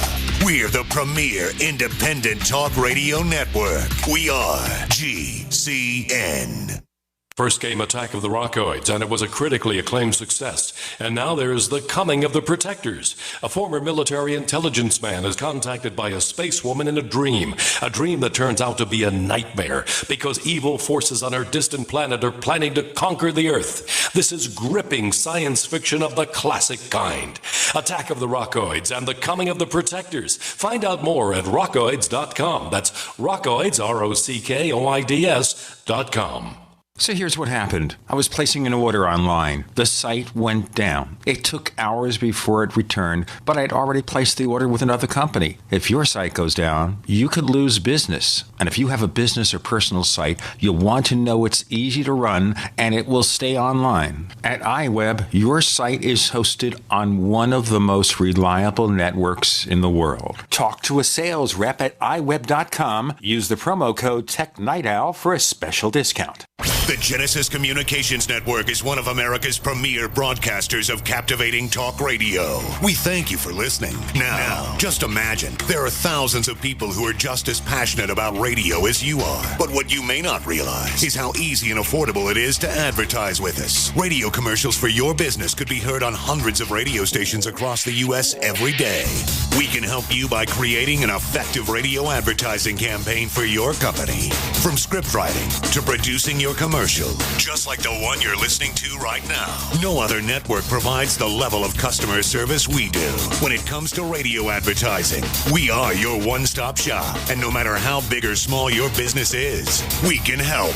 Email us at advertise@gcnlive.com, and an experienced advertising executive will help you take the first step towards driving more customers to your business or website. Advertise@gcnlive.com. Easy, affordable, effective. What good is a Big Berkey water filter? We get that question a lot here at BigBerkeyWaterFilters.com. And in a word, the answer is protection. Protection from water main breaks, E. coli contamination, environmental chemical spills, pesticide runoff, chlorine taste and smell, and all forms of fluoride. Plus, Big Berkey water filters are the original gravity water filter system and most trusted on the market for a reason. Tested by multiple independent NSF EPA certified labs, they are the gold standard in water purification. At only 1.7 cents a gallon, a single set of filters can last for 5 to 10 years. That means big savings. Big Berkey, the one that's powerful enough to purify stagnant pond water. Get a Big Berkey today at BigBerkeyWaterFilters.com. GCN listeners receive 5% off all ceramic filter systems. Visit our website or call 1-877-99-BERKEY. That's 877-99-BERKEY. Big Berkey Water Filters, for the love of clean water.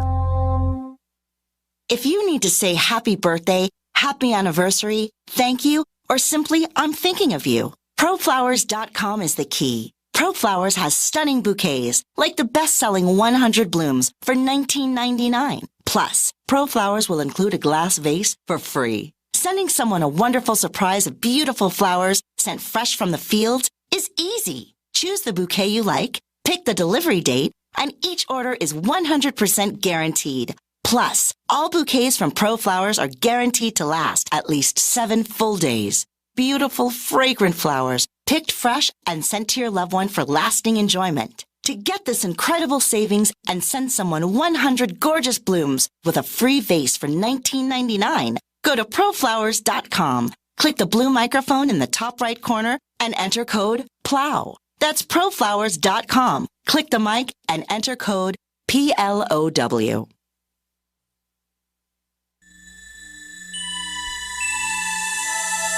This is Jacques Vallée. You're listening to the Paracast, the gold standard of paranormal radio.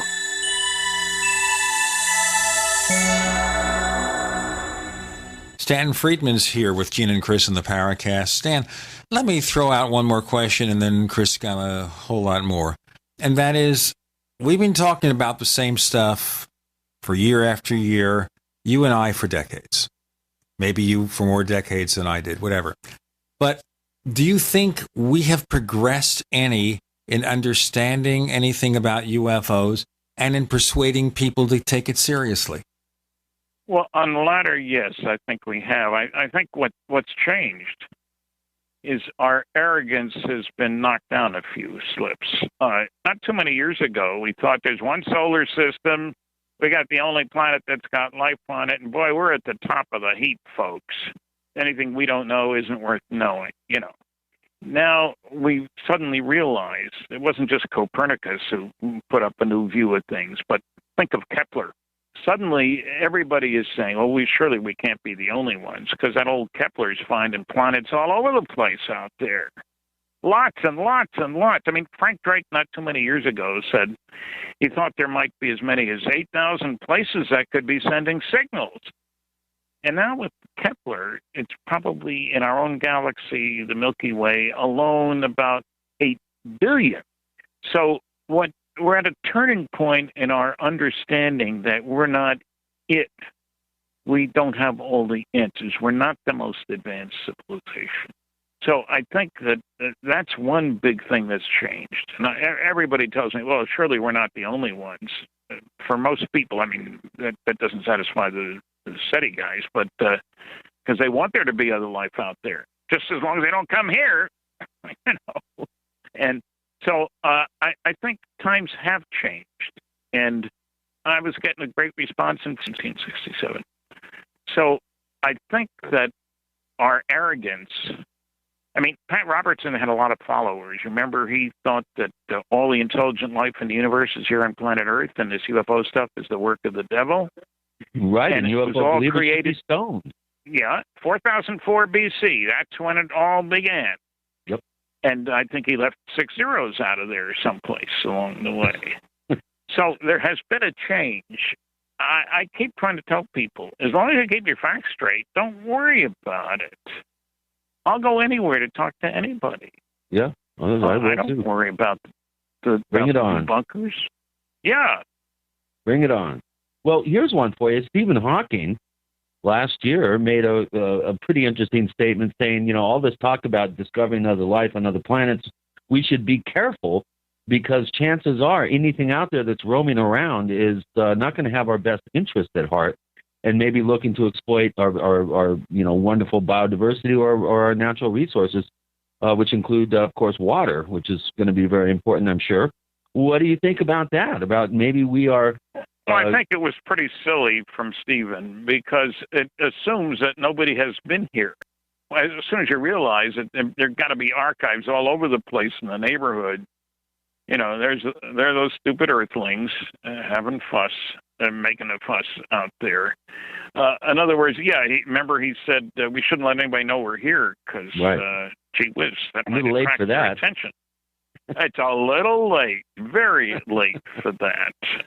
I agree with you. And, well, remember, every advanced civilization is going to be concerned about what happens if a supernova happens in the neighborhood or an asteroid slams into it or we run out of resources. They've always got to be looking for another home, so to speak. Anybody who thinks that everybody's stuck out there, well, this is it. I mean, this is a SETI viewpoint. Wherever a civilization is, that's where it is forever and ever, and it ain't going nowhere, folks. It's going to send signals, hoping somebody will respond. That's utterly ridiculous. Right. But, you know, I don't see slam dunk evidence that we've been visited by anything out there personally. I don't see the type of evidence that you would expect to see. One of these groups that are supposedly visiting here at some point, you would think besides Roswell or, you know, maybe other crashes, which are I doubt, would mess up. And something would go wrong and they would somehow inadvertently expose their presence here. Why do you think aliens are still gathering flowers and looking at rocks like they've never seen them before when they could have something in space the size of a beer keg that could pretty much get any sort of information they could want about our planet? Why are they still wandering around, you know, like they've never They're seen graduate students doing their thesis research on a primitive society. They're broadcasters with a weekly show, Idiocy in the Boondocks. So you think we're important enough for anybody out there to come here, huh? Well, not anybody. Some anybody's. The Galactic Protection Federation organization keep track on the idiots in the neighborhood. Yeah, keep them in check. Quarantine their asses. Well, yeah, I think quarantine would be one of the reasons for coming here. You're familiar with Bob Salas, of course, those guys with the rockets. That's certainly that work that they're doing would indicate that aliens were very concerned about nuclear missiles, and it happened in Russia too. Remember, right? So somebody's paying attention. Don't let the idiots play the games with, you know, with all that garbage. Here's one, a question from Flatwoods, who's been a longtime poster here at forum.theparacast.com. He doesn't post very often, but when someone like Stanton Friedman comes on, you bet he's going to have a question. So he wants to know if there's any connection between Barney Barnett's story and the supposed Roswell Kodachrome slides. What do you know about these slides discovered by a house cleaner in the in I think it was a Sedona attic or something. I don't know enough to have an opinion. I've heard the stories, and I haven't been able to get to the bottom of them, whether they're legitimate or not. I mean, let's face it, I would certainly believe that there are incriminating evidences, if you will, hither, thither, and yon, and occasionally some of it gets out inadvertently or not. Look, I once got a classified document sent to me in the mail at my home. And I immediately, the next day, took it into work and was worried if a cop stops me, I'm really in trouble. Things happen. Mistakes get made. I still don't know how it happened, but I turned it in and was glad I didn't get caught with that out in the open. So what I'm saying is, it wouldn't surprise me if there were incriminating things hither, thither, or yon. That I've heard a couple of interesting stories about people having seen documents. And what can I say? There is such a mess of misinformation out there that it's... Look, when was the last time you saw a serious newspaper article done by a Woodward Bernstein type? Pretty hard to find when it comes to UFOs. Look at the New York Times played up the crazy story that it was crash test dummies that explained the Roswell incident. Yeah, they hadn't even been used yet. Well, what's 6 years between friends? Evidence of time travel, of course. But, I was able to find the guy who's pictured in the government report, who was head of the program, Colonel Madsen. He's dead now. But I was able to locate him. Wasn't hard to find. I met with him. He stressed to me that the crash test dummies had to be the same size and weight as pilots. And if you look at the pictures, 175 pounds, 6 feet tall. And incidentally, one of the funny part of that story is they were made out of wood, those crash test dummies. And sometimes the limbs came off when they hit the ground, not surprisingly. And they were in flight gear, incidentally, because that affects the drag and the heating of the bodies and so forth, the pseudo bodies. The New York Times didn't bother to check. And I am reminded that within 2 weeks of the beginning of World War II, the United States set up an Office of Censorship. Yeah. And I wonder whether it ever got dissolved. Well, we know one word they couldn't use, uranium, was a word that couldn't be used. And there were others.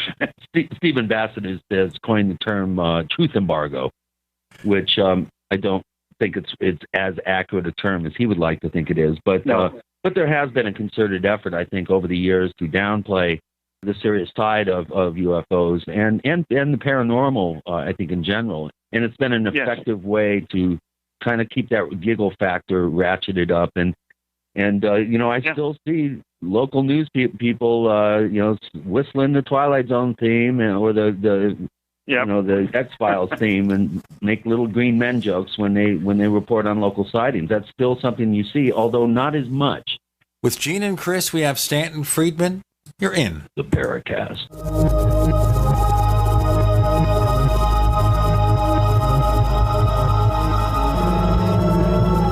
UnseenNow.com, proud sponsor of GCN. Unseen Now's unparalleled encryption tools keep your communications secure. GCN. Good people need help. The Homeowners Association said we had weeds and fined us $25. We told them they had the wrong house. They said if we didn't pay it, they'd file a lien. Our attorney demanded photographs, witnesses, and told them if they couldn't provide this, they must cease and desist. Issue solved. Worry less and live more with lsprotection.com. That's lsprotection.com or call 855-340-SAVE. That's 855-340-7283. Results will vary from case to case. We the people grow cotton, weave fabric, engrave ink, embed strips and fibers to protect from counterfeit, then carting to a private bank, having it lent back at interest, forcing taxes to service debt. This capitalism, or was Jefferson correct when stating a central bank issuing the public currency is a greater menace to the liberties of the people than a standing army? Hi, Ted Anderson. I'm placing a free silver dollar in a book that explains our monetary system. Call for your copy, 800-686-2237. It's time to understand the system. Call 800-686-2237. That's 800-686-2237.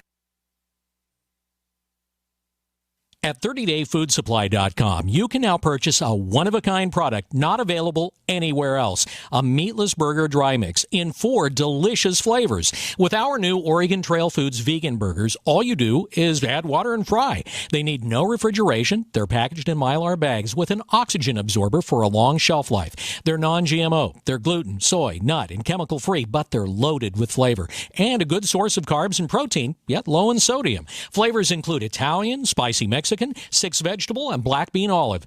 Go to 30dayfoodsupply.com or call 541-229-0010 and order today. Eat them every day, take them camping, or save them for an emergency. Check them out at 30dayfoodsupply.com and click on the vegan burger icon. That's 30dayfoodsupply.com, where all of our products are produced in Oregon by Oregon Trail Foods. 30dayfoodsupply.com.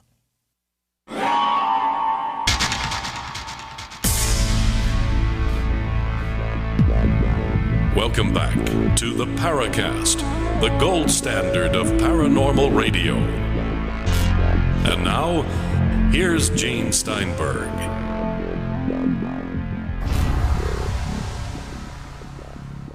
With Gene and Chris in the Paracast, we have Stanton Friedman joining us. Chris, you were about to ask a question.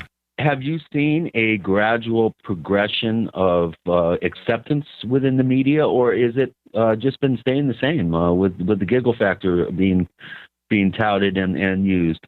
Well, there's still a problem, but not personally. My paper from MUFON, which I was unable to present, but it's in the proceedings of the conference, had to do with press coverage and exercise in laziness and deception, something like that. And I was kind of miffed. I put together a whole new PowerPoint presentation, and I'll have to give it at one of my upcoming lectures because I hate to waste it, you know.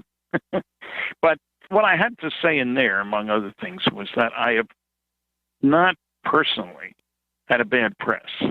Surprisingly good. And as a matter of fact, I spoke to a meeting of newspaper editors in Canada. I got asked if I would make a presentation, and I did. And the guy who asked me told me later, he said, I've never seen so many newsmen change their minds so quickly. They suddenly became aware that they didn't know anything about the subject.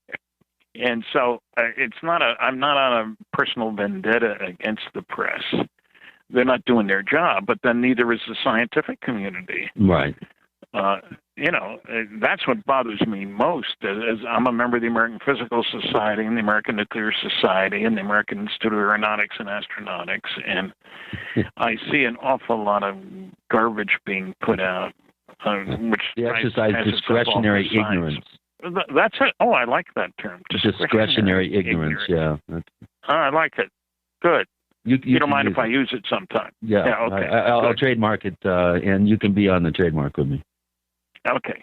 Yeah, but it's true. I mean, the scientific community, I think many of the major media outlets, I think the more regional and local you get, the less you see real obvious attempts at ridicule and the feigning of ignorance. But I think there is in place a unspoken possibly or an unwritten code among the major broadcasters, number one, to rarely cover these stories, only if they have to, and number two, to kind of always have that little bit of wiggle room of the giggle factor. Yeah. And that's unfortunate. Yeah, that's still out there, but as I'm saying, I don't travel with the cringing and fear of what's going to be said because I don't think there's anything to worry about. I'd say 40, 50 years in the field has given you a bit of a thick skin and some pretty good comebacks. I've seen you zing a few time or two. Well, I can be a zinger, yeah. Yeah. Well, that's good. We need more zingers in this field. People with confidence and backbones that can stand up to the those emerging Phil classes out there. Of course, some of your your run-ins with class are almost legendary now. But I hate to ask this next question, Stanton, but I think it's a good one, and I'm going to anyway. Owlman is one of our longtime posters at forum.theparacast.com, and he goes, Stanton, you're pretty much on the road 11 months of the year with your lectures. Can you recommend a decent hotel chain, and do you have an iPad? He says, I'd be bored out of my mind traveling that much. How do you do it, Stan? carefully, with aplomb. I know I'm not on the road 11 months, probably not more than 10. I go wherever is convenient. I'm not fancy. I'm very lucky. I have two important things. I have a cast iron stomach and a cast iron throat. And you need both if you're going to be out there. My longest trip was only 25 lectures in 35 days in 15 states. Wow. And if you can handle that, sounds like a rock and I was roll younger. Yeah, well, yeah, and I wouldn't do that now. I probably wouldn't go over 20. But Well, you're just like that Energizer bunny, I'll tell you. Yeah. You're just out there pounding away, and I love it. Here's another question from a poster at forum.theparacast.com. He's one of our most active posters, Dying Son. He says, sorry to Stanton and all the forum members to detract here, but what, if anything, is up with Gary McKinnon? Haven't heard anything in a while. And it's interesting because I think there was just a story yesterday about him starting some new company. Where is the Gary McKinnon saga at this point, according to what you know? I don't know. And, you know, it's interesting that the Brits didn't ship him over. Who knows what's going on? I think there's a new story of the week every week. What's going to get coverage this week? And then next week, what's going to get coverage then? Right. Something different. And I can't remember what it was. There was some other story this week that I was wondering, gee, I haven't heard anything about XYZ story. And it got replaced by, you know, ABC story. And I can't figure out how the media decide what to cover. And look, let's face it, newspapers are in trouble. We all know that. And it's a shame. But, you know, it's funny. It tells you how the world is changing. Somebody asked me, I don't read books much anymore. He said, you got any DVDs? And I said, yes, I do have DVDs, and they're on my list at www.stantonfriedman.com. But it seemed to me so sad. You can read 5 times faster than somebody can talk, so you can get a lot more solid information, you know, from reading. Yeah. But you know, we're not getting the kind of coverage we need. Well, it's the internet, too, is decentralizing everything. Yes. And it's changing the music business, the publishing business, newspapers, magazines, books. Pretty soon, every bookstore out there is going to be an Amazon store, I predict. It's sad. I mean, I just released a 660-page book, and I'll bet you there's a lot of people that are not going to get that book just because it has a lot of data in it and is pretty voluminous. So it's getting to the point where this soundbite consciousness, I think, that we're seeing in our younger generations, attention spans are dropping off. You know, everybody's got their nose in their smartphone. Do you have a smartphone, by the way? No. Are you going to get a smartphone? No intention. I don't even have a cell phone. You don't? So you're not a texter? No, I'm not a texter. Definitely not a texter. Sorry. But you have a computer. Well, yeah. Oh, yes. Of course, obviously. The reason I say that is because our old friend, the late Jim Mosley, never had a cell phone, never had caller ID or an answering machine on his landline, and never famously got a computer. Well, that was Jim.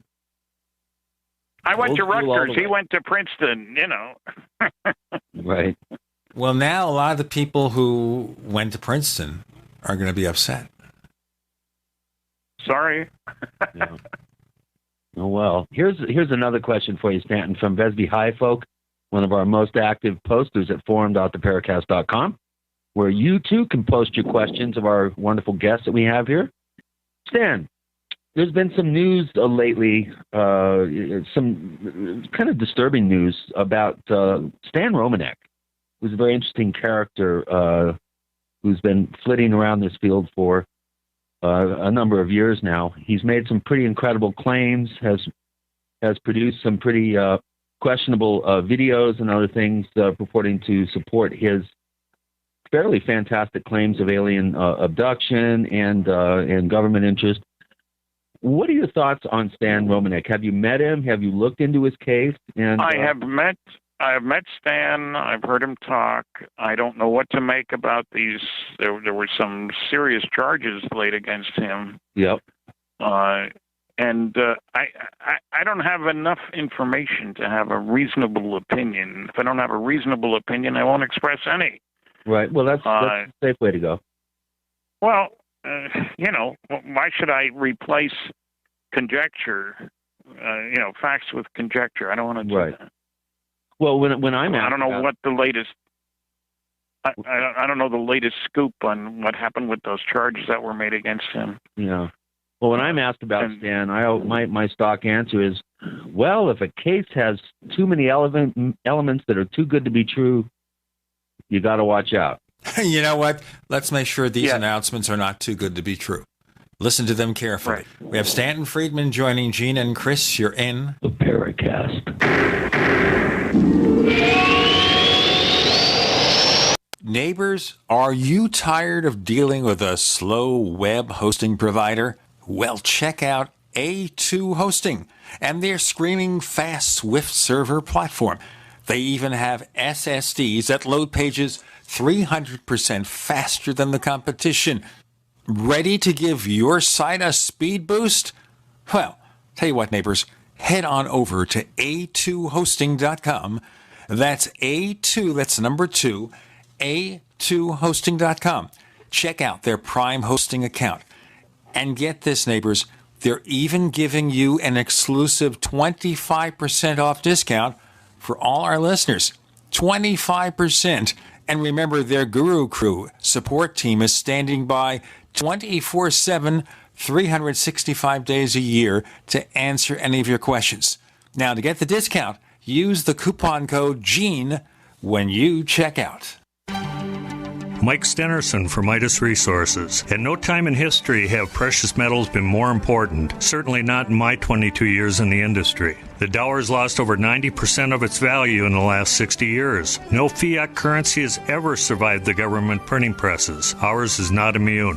The time is now to be proactive. 1-800-686-2237, extension 116. Anything tied to the dollar is at risk. CDs, annuities, 401ks, IRAs, stocks, bonds, you name it, so decide. Do you want to leave a legacy of wealth or debt for your family? The choice is yours. Call me at 1-800-686-2237, extension 116. That's 1-800-686-2237, extension 116.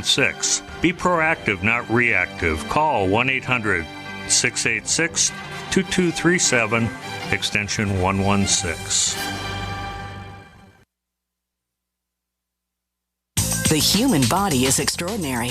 Despite all the stresses we inflict upon it, it still works hard to stay in balance. Thousands upon thousands of people rely upon Heart and Body Extract to help their body stay balanced. This excellent 100% natural herbal formula helps maintain healthy blood pressure levels, cleans arteries, promotes good circulation, balances cholesterol, and more. HB Extract, paired with healthy lifestyle choices like good nutrition and exercise, can give you a life free of pain, sickness, and fear. Recapture your youthful vitality and experience your body healing itself with the aid of HB Extract. It's extremely effective and it starts working in just days. Visit hbextract.com to learn more and to read scores of testimonials from satisfied customers. And we've never increased our price in over 10 years. That makes Heart and Body Extract as great a value now as it was the first day we sold it. A healthy heart is a happy heart. Call 866-295-5305 or go to hbextract.com.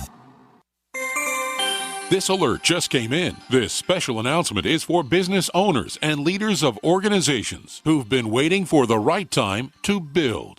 General Steel has made it impossible to wait any longer with rock-bottom prices that could save you thousands. That's right, General Steel, America's leader in pre-engineered structures, is offering buildings at prices you will never see again. Don't miss these prices. A 50 by 100 for $35,000. You heard right. That's 5,000 square feet for $35,000. Manufacturers, if you need a larger building, try a 100 by 100 commercial building for $129,000. You can't afford to rent with these prices. Imagine a 70 by 100 200-foot church building for under $69,000. With the economy improving and interest rates still at historic lows, you can't afford to wait. So call 866-91-STEEL. Lock in your price now. Call 866-91-STEEL. That's 866-917-8335. We'd like to hear from you. If you have a comment or question about the Paracast, send it to news@theparacast.com. That's news@theparacast.com. And don't forget to visit our famous Paracast community forums at forum.theparacast.com. I think it's fair, though, that we're not going to comment on the legal troubles that Stan Romanek is facing. Number one, of course, he is innocent until proven guilty. Right. Let's leave it at that. But I personally do not think there's a secret plot on the part of the government to discredit him. Chris, we got so many more questions, don't we? We do. There's some interesting ones. This comes from one of our newest signups at forum.theparacast.com. Her name is Sue, and she's wondering about the breakdown of your audiences. She wants you to know if you can talk a little bit about the kinds of audiences that you lecture to. I mean, with 700 lectures and counting is a lot. It's kind of hard to, I guess, generalize. But are they mostly believers, deniers, or neutral? And what kinds of questions do they ask? I don't survey them at the beginning of my lecture. I wouldn't have guts enough to. By the time I'm finished, I think they're mostly believers, because somebody asked me at the University of Manitoba after I finished. We had a packed house. They were sitting in the aisles, literally. So that always gives you good vibes, you know. People think, oh, there's other people think have the same interests I do, and that's always a good thing. He asked me if I would poll the audience. I'd given some Gallup poll results. And I said, well, I don't usually put the audience under the microscope. That it's my job.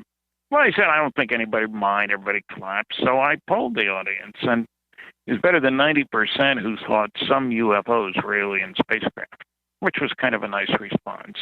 I think my audience is, more of them start off neutral than any place else. I mean, it takes guts to show up at a lecture by a nuclear physicist saying flying saucers are real, I guess.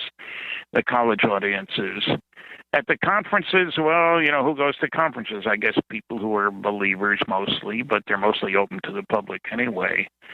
So it was something I worried about at the beginning, but I stopped worrying about it very quickly.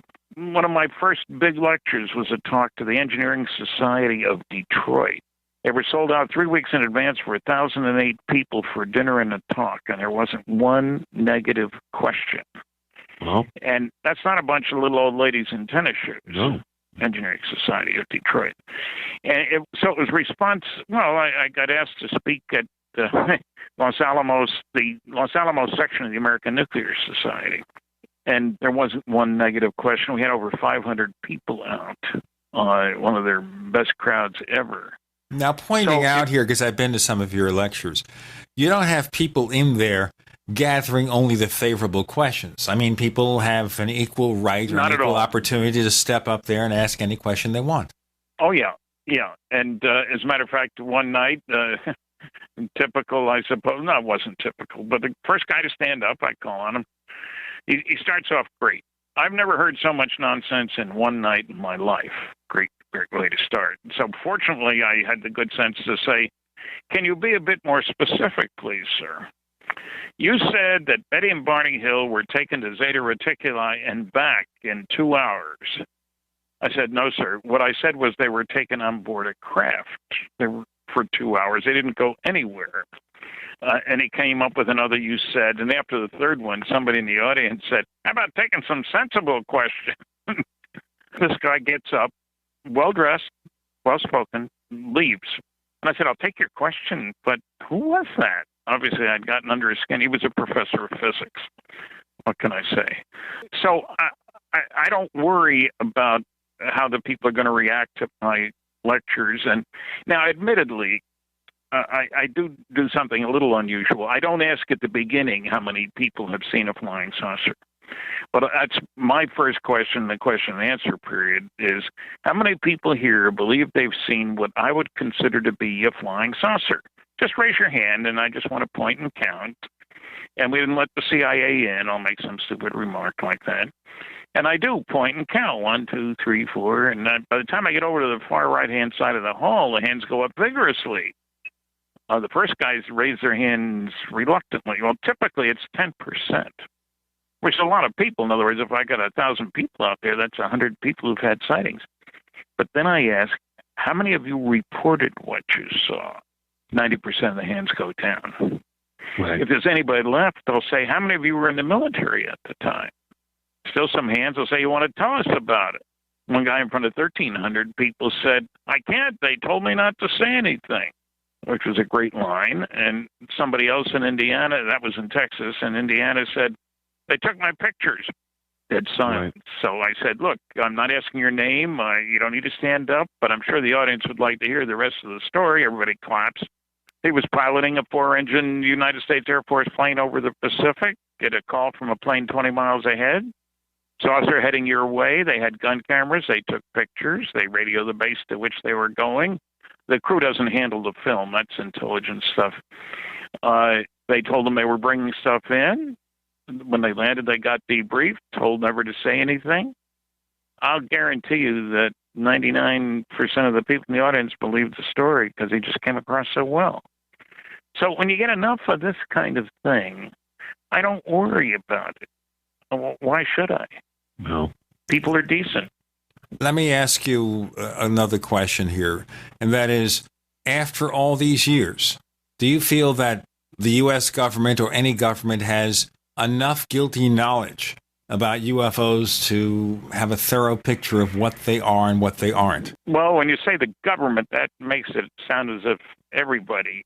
And I would say that there are appropriate people in the intelligence community who certainly know what's going on. I wouldn't say everybody. You don't keep secrets by telling everybody in the government.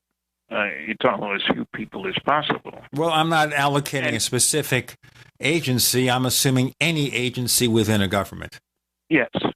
The answer is yes. I think they know, indeed, that we're being visited, indeed, that the aliens are doing their thing, so to speak. And, you know, people forget way back in 1952, there was a military order, or an order issued to military pilots. Shoot them down if they don't land when instructed to do so.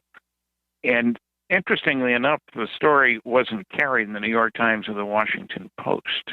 And it was a general who said that, indeed, we've scrambled 300 times. Well, I personally have had 7 different people quietly talk to me after my lecture about being at a military base where planes were scrambled and a guy didn't come back. If I've heard it 7 times, and there got to be a lot more than that. Well, Frank Fascino, in his excellent book about the Flatwoods Monster case, checked the New York Times. Over 200 cases of fatal military airplane crashes between 51 and 56.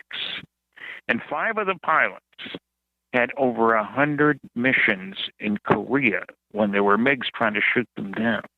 They come back to the United States, and they had a fatal crash, which is kind of suspicious. So somebody knows what's going on. And what people forget, we're used to hearing sightings about Joe Blow, your next-door neighbor, somebody down the street, somebody in town having a sighting. But the guys with the radar are the military guys. The guys with the gun cameras are the military guys. The intelligence community has those spy satellites. It's not you and me. At least I don't have them. Maybe you have access. I don't know. So what I'm saying is, yes, there are people who know, and I do think there was in the Majestic 12. Okay. Let's pursue that in our next segment. Okay. Stanton Friedman joining us with Gene and Chris. You're in the Paracast. GCN, proudly sponsored by UnseenNow.com. Find out how to stop Big Brother in his tracks at UnseenNow.com. This is GCN.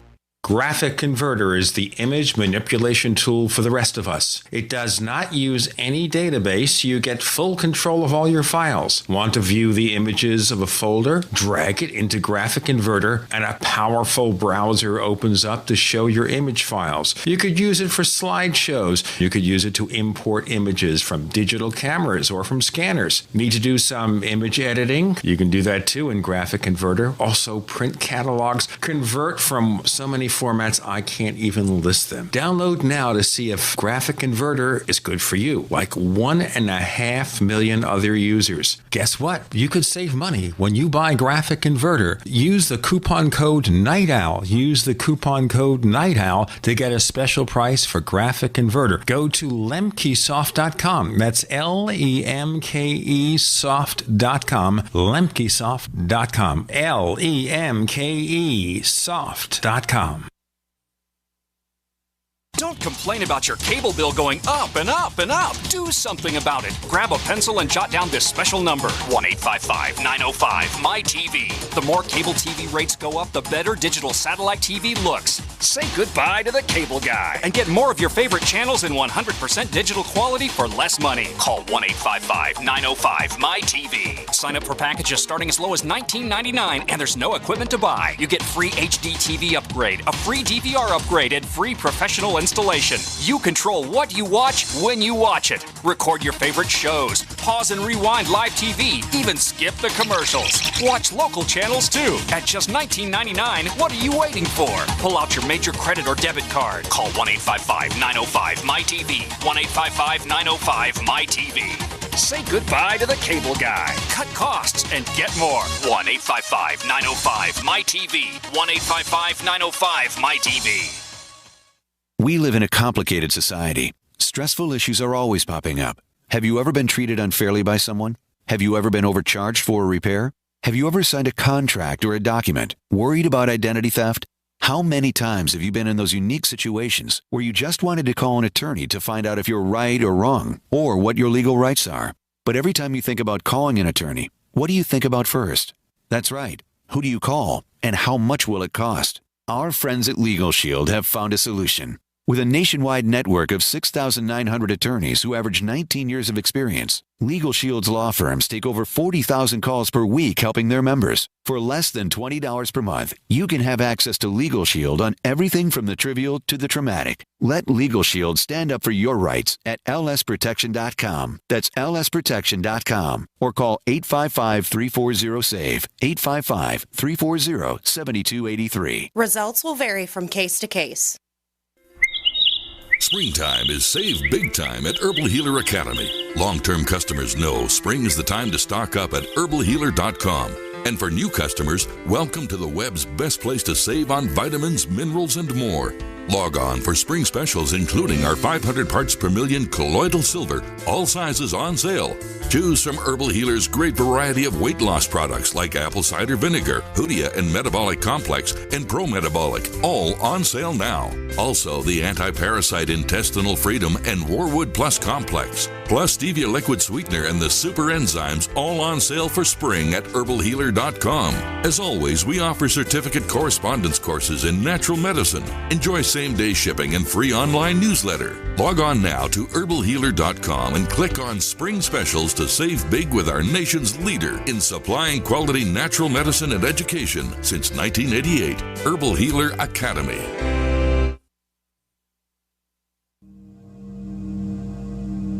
This is Leslie Kane, and I'm with the Coalition for Freedom of Information, and you are listening to the Paracast. Okay, so you feel that those pilots who lost, who may have seen or chased UFOs, was that an accident, or was it something on the part of them? Well, the stories I've heard would indicate it was self-defense. Shoot first, ask questions later.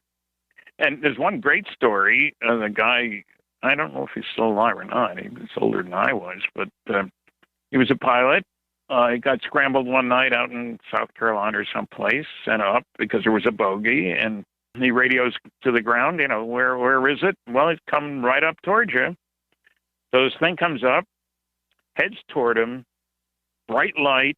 He puts his hand up, and he can see his bones in his hand, and that's scary. And what's he going to do? Well, the guy's taking offensive action against him. He pulls the trigger on his guns. The only trouble is they hadn't been loaded. Oh. And the object went by, and he's talking on the radio, you understand, to the controller down below. And he spent a couple hours once he landed with a couple of suits and a couple of guys in uniform. And we agreed that the only reason he was still alive is his guns weren't loaded. Yeah. It kind of reminds me of the case, the fairly famous case. I think it was a Chilean colonel, wasn't it, that fired his 30-millimeter cannon, and he claimed this huge object was able to absorb these rounds. Yeah. And who knows? What I'm saying is, well, there's the Cuban MiG case, picked up by our spy installations surrounding Cuba many years ago. And there's a saucer comes in from the northeast, heading southwest, Mach 1, 30,000 feet. And our guy is listening to the military communications, the Cuban Air Defense Command, if you will. And there's chatter, what should we do? And they scramble a couple of jets, and they tell them they can get the heck out of our airspace, basically. And they do, and nothing happens. What should we do now? Shoot it down. Our guys are listening. They're all linguists, Russian, Spanish, and English. And the lead pilot radios that he's got a lock on, his missiles ready to fire. And then the second pilot screams in the microphone that the first plane just disintegrated. And you can certainly tell when the other guy's got you on his radar and so forth. So the strange part about this story is they send in their, I was going to say translation, that's not what I mean, just a recital of the radio communications. And then they got asked to send in the original tape. And my guy is telling me that was very unusual. And I said, well, you think they could have learned something more from that moment, before the shoot down and after it? He says, I don't know, but it was unusual, and they did get what they asked for. So what I'm saying is none of the stories I've heard, this doesn't prove anything, I'm just telling you that none of the 7 stories that I've heard was an indication of overt hostility. The saucer comes in, zap, zap, zap. That's not what any of the cases seem to be. So what does that indicate to you, that we're dealing with a neutral presence on the planet, or a presence that has our best interests at heart? I know people like Stephen Greer, have made... Well, I wouldn't put it that way. I don't think they have our best interests at heart. They have their best interests at heart. Right. But they don't seem to be nasty SOBs. In other words, they don't seem to be here to aggressively take pot shots at our vehicles. Yeah, so these are all reactionary events. In other words, all the ones I've heard, yes. Yeah. Yes. Interesting. Well, this brings up an interesting question here about the field of ufology in general. And, as someone who is, one of the pillars of the ufological community, it's been, a very prominent spokesperson for decades now, you have somehow managed to stay above the fray with a lot of the petty squabbling that goes on. And one of our newest signees, Mike Thoth, he's a clinical specialist in COPD technology. He's been a member for a while, but he rarely posts questions. And one of his questions is, he's interested in your opinion on the field of ufology in general. It has been said by some commentators that much of the field spends their time arguing on the validity of cases or witnesses, with some researchers in one camp, others in opposing camps. Does this happen in your experience, and what are your thoughts in general? And how do you stay above the fray? Of course, MJ-12 would be the one controversy that's kind of, been touted with your name on the supportive side for many years, and the Woods, of course. But how do you stay above the fray, and what do you think about this terrible, penchant of ufologists to really get squabbly, and there's a lot of infighting going on? We don't have real, there's no American Physical Society for UFO Studies, no professional body, if you will. Yeah, and NICAP and APRO are gone, and MUFON isn't really up to moderating every argument that comes along. I'm helped by the fact that I live 73 miles east of beautiful downtown Holton. I'm in the middle of nowhere in Fredericton, New Brunswick. Great place to visit. And not in the winter, probably. But I try to focus on large-scale scientific studies instead of so much individual cases. And I try to, if I'm going to spend energy attacking anybody, it's going to be the nasty, noisy negativist, with facts and data, and here's what they say, and here's what the facts are, so that I don't get dragged into the kind of stuff. I mean, it's like with Phil Klass. It's kind of funny. His papers are at the American Philosophical Society Library in Philadelphia. I was supposed to be there right after the MUFON conference, and because of my heart attack, I didn't go. But there is no Friedman file. There's 35 boxes of papers, and he and I corresponded for more than 20 years. And I keep saying one of the reasons is probably he doesn't want people to know that he paid me $1,000 for proving him wrong about the MJ-12 documents. He claimed that the typeface on one of the documents was the large pica type. It should have been the small elite type because the National Security Council in this case, used the small elite type. Now, he knew that because he'd gotten 9 documents by mail. He'd never, I checked on this twice, never been to the Eisenhower Library. And he offered me, in a very condescending kind of way, $100 each for every genuine document I could find that was done in the same size and style, pica type, as the Cutler Twining memo as it happened. And he gave me 60 days to do it in. Wasn't that nice of him? Well, I was planning on going there in a couple of weeks, so I went. And it was easy to pick out the pica type. And I got 14 that I made copies of and sent him copies of. And I sent him an invoice for $1,000. He set a limit, unfortunately, of 10. He'd pay for 10. So I could only collect $1,000. And he paid me. And I get a great laugh at my lectures when I show a copy of his check. I included a copy in a book, and he got madder than you can imagine. He was threatening to sue me. His father was an attorney, so he knew how to write threatening letters, And so I told him, I said, Phil, you sent me a check. I Xeroxed it. I took the check to the bank. They cashed it. I can do whatever I darn please with this. Yeah, really? And he shut up. But, there's real objectivity. This is an example I mentioned in my MUFON paper. He'd never even been to the library. Yeah. Where he was talking about what the documents are like. Well, another example, twice on the Larry King show. Once with David Jacobs, he was asked his opinion about David's book, one about abductions, and those people involved had mental health problems, blah, blah, blah. Now, he's an electrical engineer. Where does he get off saying they had mental health problems? Let's finish that answer in our final segment with Stanton Friedman. With Gene and Chris, you're in the Paracast.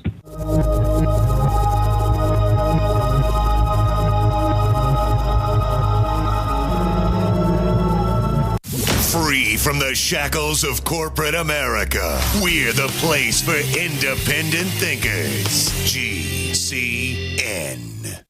Attack of the Rockoids has been well received by critics and readers alike. It's a thrill-a-minute story you'll never forget.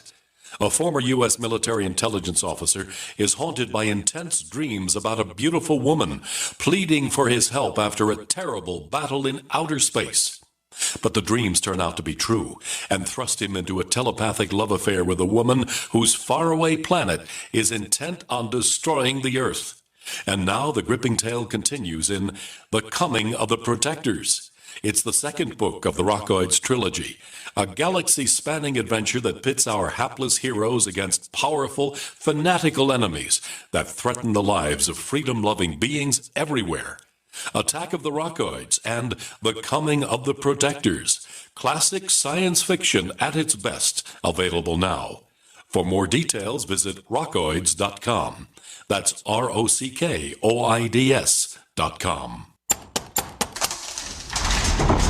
Whoa! This is big!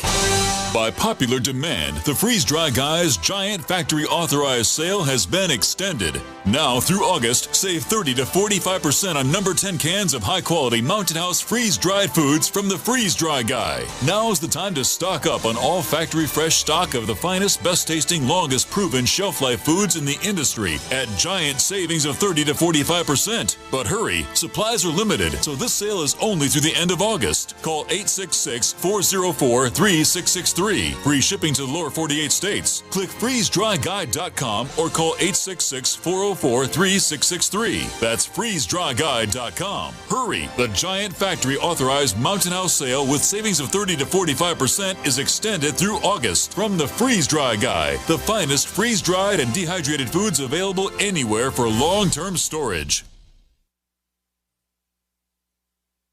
For over 5 years, you've been hearing about the Berkey Guy, so you may know a few things about him. For example, you are well aware of the superior quality and effectiveness of Berkey water filters and accessories. But did you know the Berkeys have had independent lab tests done to prove just how effective they are? It's true, and he can email you the test results. Just visit goberkey.com. You may also know that the Berkey Guy has helped tens of thousands of people get better prepared. Now here's something you may not know. GoBerkey.com has amazing specials and deals all the time on a wide variety of survival and preparedness products, most ready to ship same day. Visit the Berkey Guy at GoBerkey.com and be sure to click the red Products on Sale Now button. You can always call toll-free 877-886-3653. Again, that's 877-886-3653. GoBerkey.com, home of the Berkey Guy. Question: could too many GMO foods and toxins be overloading your digestive and immune systems? Answer: yes. If you're searching for a powerful detox that's gentle enough to use every day, use Pro-EM1 from Terraganics.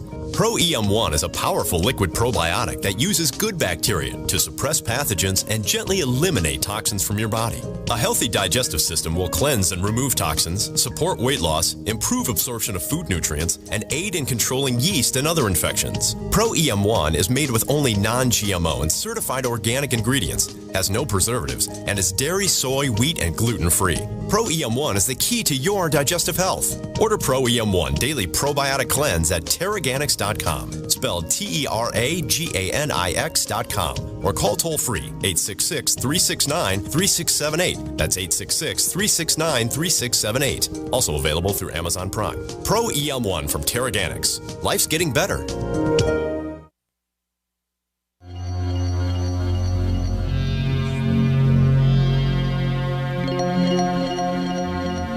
Hi, my name is Richard Dolan. You're listening to the Paracast.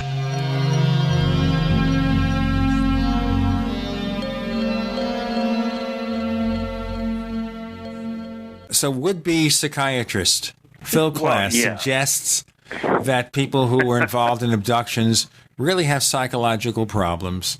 You were continuing this answer, Stan. Yeah, and then halfway through the show, Larry asked him if he'd read the book. I mean, the foreword for the book was written by John Mack, a professor of psychiatry, at Harvard, who does know something about mental health problems and stuff. And he admitted, I guess Larry caught him up short, no, he hadn't read the book. And the same thing happened, different program. He was on with Kevin Randall talking about Roswell. And he expressed some strong opinions, nothing to it and so forth. And then, again, Larry asked him, had he read the book? Well, no. Typical Phil Klass kind of approach to things. I stayed off his radar. I met him one time at the 98 MUFON Symposium, and he was kind of hobbled a little bit. He had a walker and was slowly walking down the hallway during a lecture. There was nobody in there, and I walked up to him, put my hand around his shoulder, and said, Phil, I don't care what they say about you. You are one tough little bulldog. And he looked at me and he goes, well, who the heck are you? And I said, I'm not going to tell you. I don't ever want you to know who I am. So that was my one and only conversation with Phil Klass. I stayed off his radar. Well, he knew who I was, unfortunately. We even did a debate at Trinity College in Texas, I think it was. And he tried to put a bunch of dots on a piece of paper and bring it over to me and want me to look at it and then reproduce it later on. He was talking about Marjorie Fisher's work with the Betty Hill star map, you know. I had to point out that in the first place, Betty had drawn the map under specific instructions from one of the best people in the world when it came to post-traumatic stress disorder, shell-shock war veterans, they call it then, under specific instructions, only if she could remember it accurately and so forth. And she wasn't on a stage and with an audience of hundreds of people. You know, and the proof of the pudding on the map is what the results of Marjorie Fisher's work. She came up with a quite unique answer that we didn't know, that we hadn't known beforehand. But the real question, and maybe somebody listening, if they know, will contact me. Go to my website. It's got my email address there. Oh, I better give my new email address because it's changed, and some people said, oh, it bounced, Stan. I can't reach you. Well, it's FSPHYS. Easy way to remember that, flying saucer physicist. FSPHYS. At bellalliant.net. BELLALLIANT.net. There is a question of whether Phil was working for the government or not. You can get his FBI file. It was on the internet, and they didn't like him at all. But whether he was working for the CIA and other things, if anybody knows, and one guy told me he saw him at a facility where he had to have had a security clearance in order to be in there. So I'm looking for more. We haven't got a lot of time left, and so let's do really fast answers to a few questions, okay? All right, let me just throw one or two things at you. All right, so more and more we hear about these M-type or Goldilocks planets being discovered, particularly in our so-called galactic neighborhood, which indicates out there that more and more it's fairly obvious that there are many, many civilizations out there. Now, this is part of the natural outgrowth of science, as we've talked about before, but would also be part of what many might consider a gradual disclosure. Once we accept the idea civilizations are out there, wouldn't the government then feel safer in saying not only are they out there, they might be here right now? Well, I don't speak for the government. You may have noticed that. I don't know that that's the case. The reasons for secrecy are, in my mind, first to figure out how the darn things work. They make wonderful weapons delivery and defense systems. You got Aztec, you got Roswell, and several other cases. Rule number one for security is you can't tell your friends without telling your enemies. Second problem, what if the other guy figures out how they work before you do? You don't want them to know you know they know. Third, and perhaps most important, if there were to be an announcement made by highly trusted individuals around the planet, a little hard to find, but my favorite duet is the Queen and the Pope. How's that for an odd couple? If they were to say, indeed, the planet's being visited and they're neutral, what would happen? Church attendance would go up, mental hospital admissions would go up, the stock market would go down. I think the younger generation would push for a new view of ourselves instead of as Americans, Canadians, Greeks, Peruvians, whatever, as Earthling. And I don't know about you, but I don't know of any government on this planet that wants its citizens to owe their allegiance to the planet instead of that individual